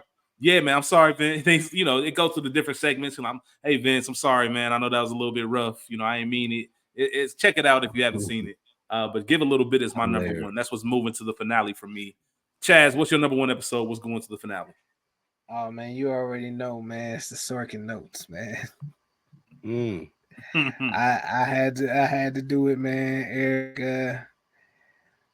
Eric, say he agrees to link up with Sloan, and you know what I'm saying. But the most wild shit ever. This motherfucker gets a call from Ashley and just decides like, yeah, I don't want to take the chance of fucking something up with her for you. What? Like this bitch has done nothing for you at all, but she put you in. But Sloan put you in the position to be something great. They got you a new gig where you can represent I multiple could find agents, I could find a new multiple. I could find a new I could find a new Ashley at the gas station on the way to the crib, picking up some Facts. Boston baked beans and some lemon heads. I can find a Facts. new Ashley right then and there. Like, I'm not Man, leaving this alone for at you. Five You Below, crazy. you can find an Ashley, nigga. You know what I'm saying? Like, what the fuck? Like, the Dollar fuck is General. going on? Like, you're Uh, right. Like, what the that shit was just beyond me. Um, Andrew Klein having this huge meltdown. Um, I've never I've never experienced anything like that where I've there's been very few times I've actually had to even raise my voice to women. Um, but I could understand what he was going through. But at the same time, brother, you don't drive your car into your own fucking house. You kick the door in. Like if you go, just kick the door in. Like I didn't understand why you had to drive the car into your house. Ari was trying to talk him down off the ledge. Nah, it didn't work. Um, you know, he's fucked around. He's in jail. They show up in jail with him, and that is to the level of Aaron Sorkin wanting to truly be signed. Because he could have said, nah, my man's not here. Fuck this. I don't want to talk to you. I don't want to talk to you, Barbara. Fuck both of y'all. When Andrew come around, you know what I'm saying, call me again. This motherfucker actually showed up to, you know what I'm saying, to jail. And actually, when you're saying, like, yeah, you said you had some pictures for me, come on with it. You know what I'm saying? So for that, and then when he actually does make the pitch, hey, I'm with it. You know what I'm saying? Like, I'm gonna fuck with this guy, so I understand. Um, so that, and then there's also the you know what I'm saying, Vince bringing in the Israelis to they decide to call the pros for, you know what I'm saying, for his little protection or whatever, because he's scared for his life, I guess. I don't know. I don't understand what the fuck they're getting the dog high for. They originally bought Arnold for fucking they got him for fucking what's the name, right? Then they get him for protection security, in yeah. the early, Season yeah. one, yeah. Why the fuck like so you get a break in and your dog is not like first, especially Rottweiler. How high did you get your dog that this motherfucker Right. doesn't even want to get up? Facts. You know what I'm Yeah, saying? I So agree with you. That's a really good point as far as the scenes and how everything plays out. Like, what the yeah. fuck is up with Arnold? Like, that should not be like happening. Like, that should not be happening that way. We on right, episode like this, 2. No, one. that, that This is your winner. one. Okay, This is my winner. my winner is Murphy's Lie. That was my favorite episode of the season. In Mhm. Murphy's Lie, you talked about really it's about drama for me. Drama going to ride for his homeboy, and like, I ain't gonna let you do this to my friend. I'm gonna risk everything And we've seen through the first 5 seasons how much Hollywood means to him, how much getting these roles means to him. He's got a solid role, he's getting a decent paycheck, and still I gotta ride for my boy and make sure that you ain't fucking over him or fucking over his chick. This is one of my favorite episodes. This is one of the when people look at um this series, this is one of the things that you see that stick out when you're talking about the DJ Drama character. As far as this is Nigga this said is DJ great. Drama. He Excuse did. me, not DJ Drama, Johnny right? Drama. Johnny Drama. This is one of the characters that when you look at it and you're like, God damn, boy, this is one of the best characters I see on TV. This is right here with Michael from The Office, Walter White from Breaking Bad, Tony Soprano from The Sopranos. Like this is one of the episodes when you see Johnny Drama doing his thing. You're like, okay, I gotta rank him up here with all of these guys. Absolutely. So I agree 100%. Not a bad episode, man, at all. I can't wait to revisit it. One of the things that I'm going to enjoy the most about when we get to the finale is watching all these episodes that make it individually because they're not a part of the season. We're just going to be watching them for the episodes that they are, which will give us a lot more clarity. But yeah, that's a crazy episode. And I know, Chaz, you mentioned it earlier. Marlo came in that offense wilding. Where's the whore? That's fucking my husband. Like, nah, bro, we ain't doing none of that. So yeah, How do you not that's fire them? you have to. He did, and then he reneged on it. Yeah. So yeah. As far as a quick recap, what's going on to the finale from season 6 for me is going to be Give a Little Bit, the season finale. For Chaz, it is going to be the Sorkin Notes, and for Spike Lee, it is going to be Murphy's Lie. Those 3 episodes move on to the finale. That wraps it up for season 6. Enjoyable season. Next week, we'll talk about season 7. Spike's beloved football owner will make a guest appearance in season 7. We only had 10 episodes, so no 12. We get 10 episodes in season 7, 8 episodes in season 8. So we have 18 more episodes to review. We'll be back next week to discuss our top 5 and our honorable mentions. And before we have, I guess 2 more seasons before we get to our finale. So we're moving along, fellas. I appreciate y'all. I appreciate everyone out there for listening. Thank you for tuning in. Until next week, we will see y'all. Please check us out at our other podcasts. Check it out in the link tree. Y'all be cool. Y'all be cool. Peace out. Peace. Peace.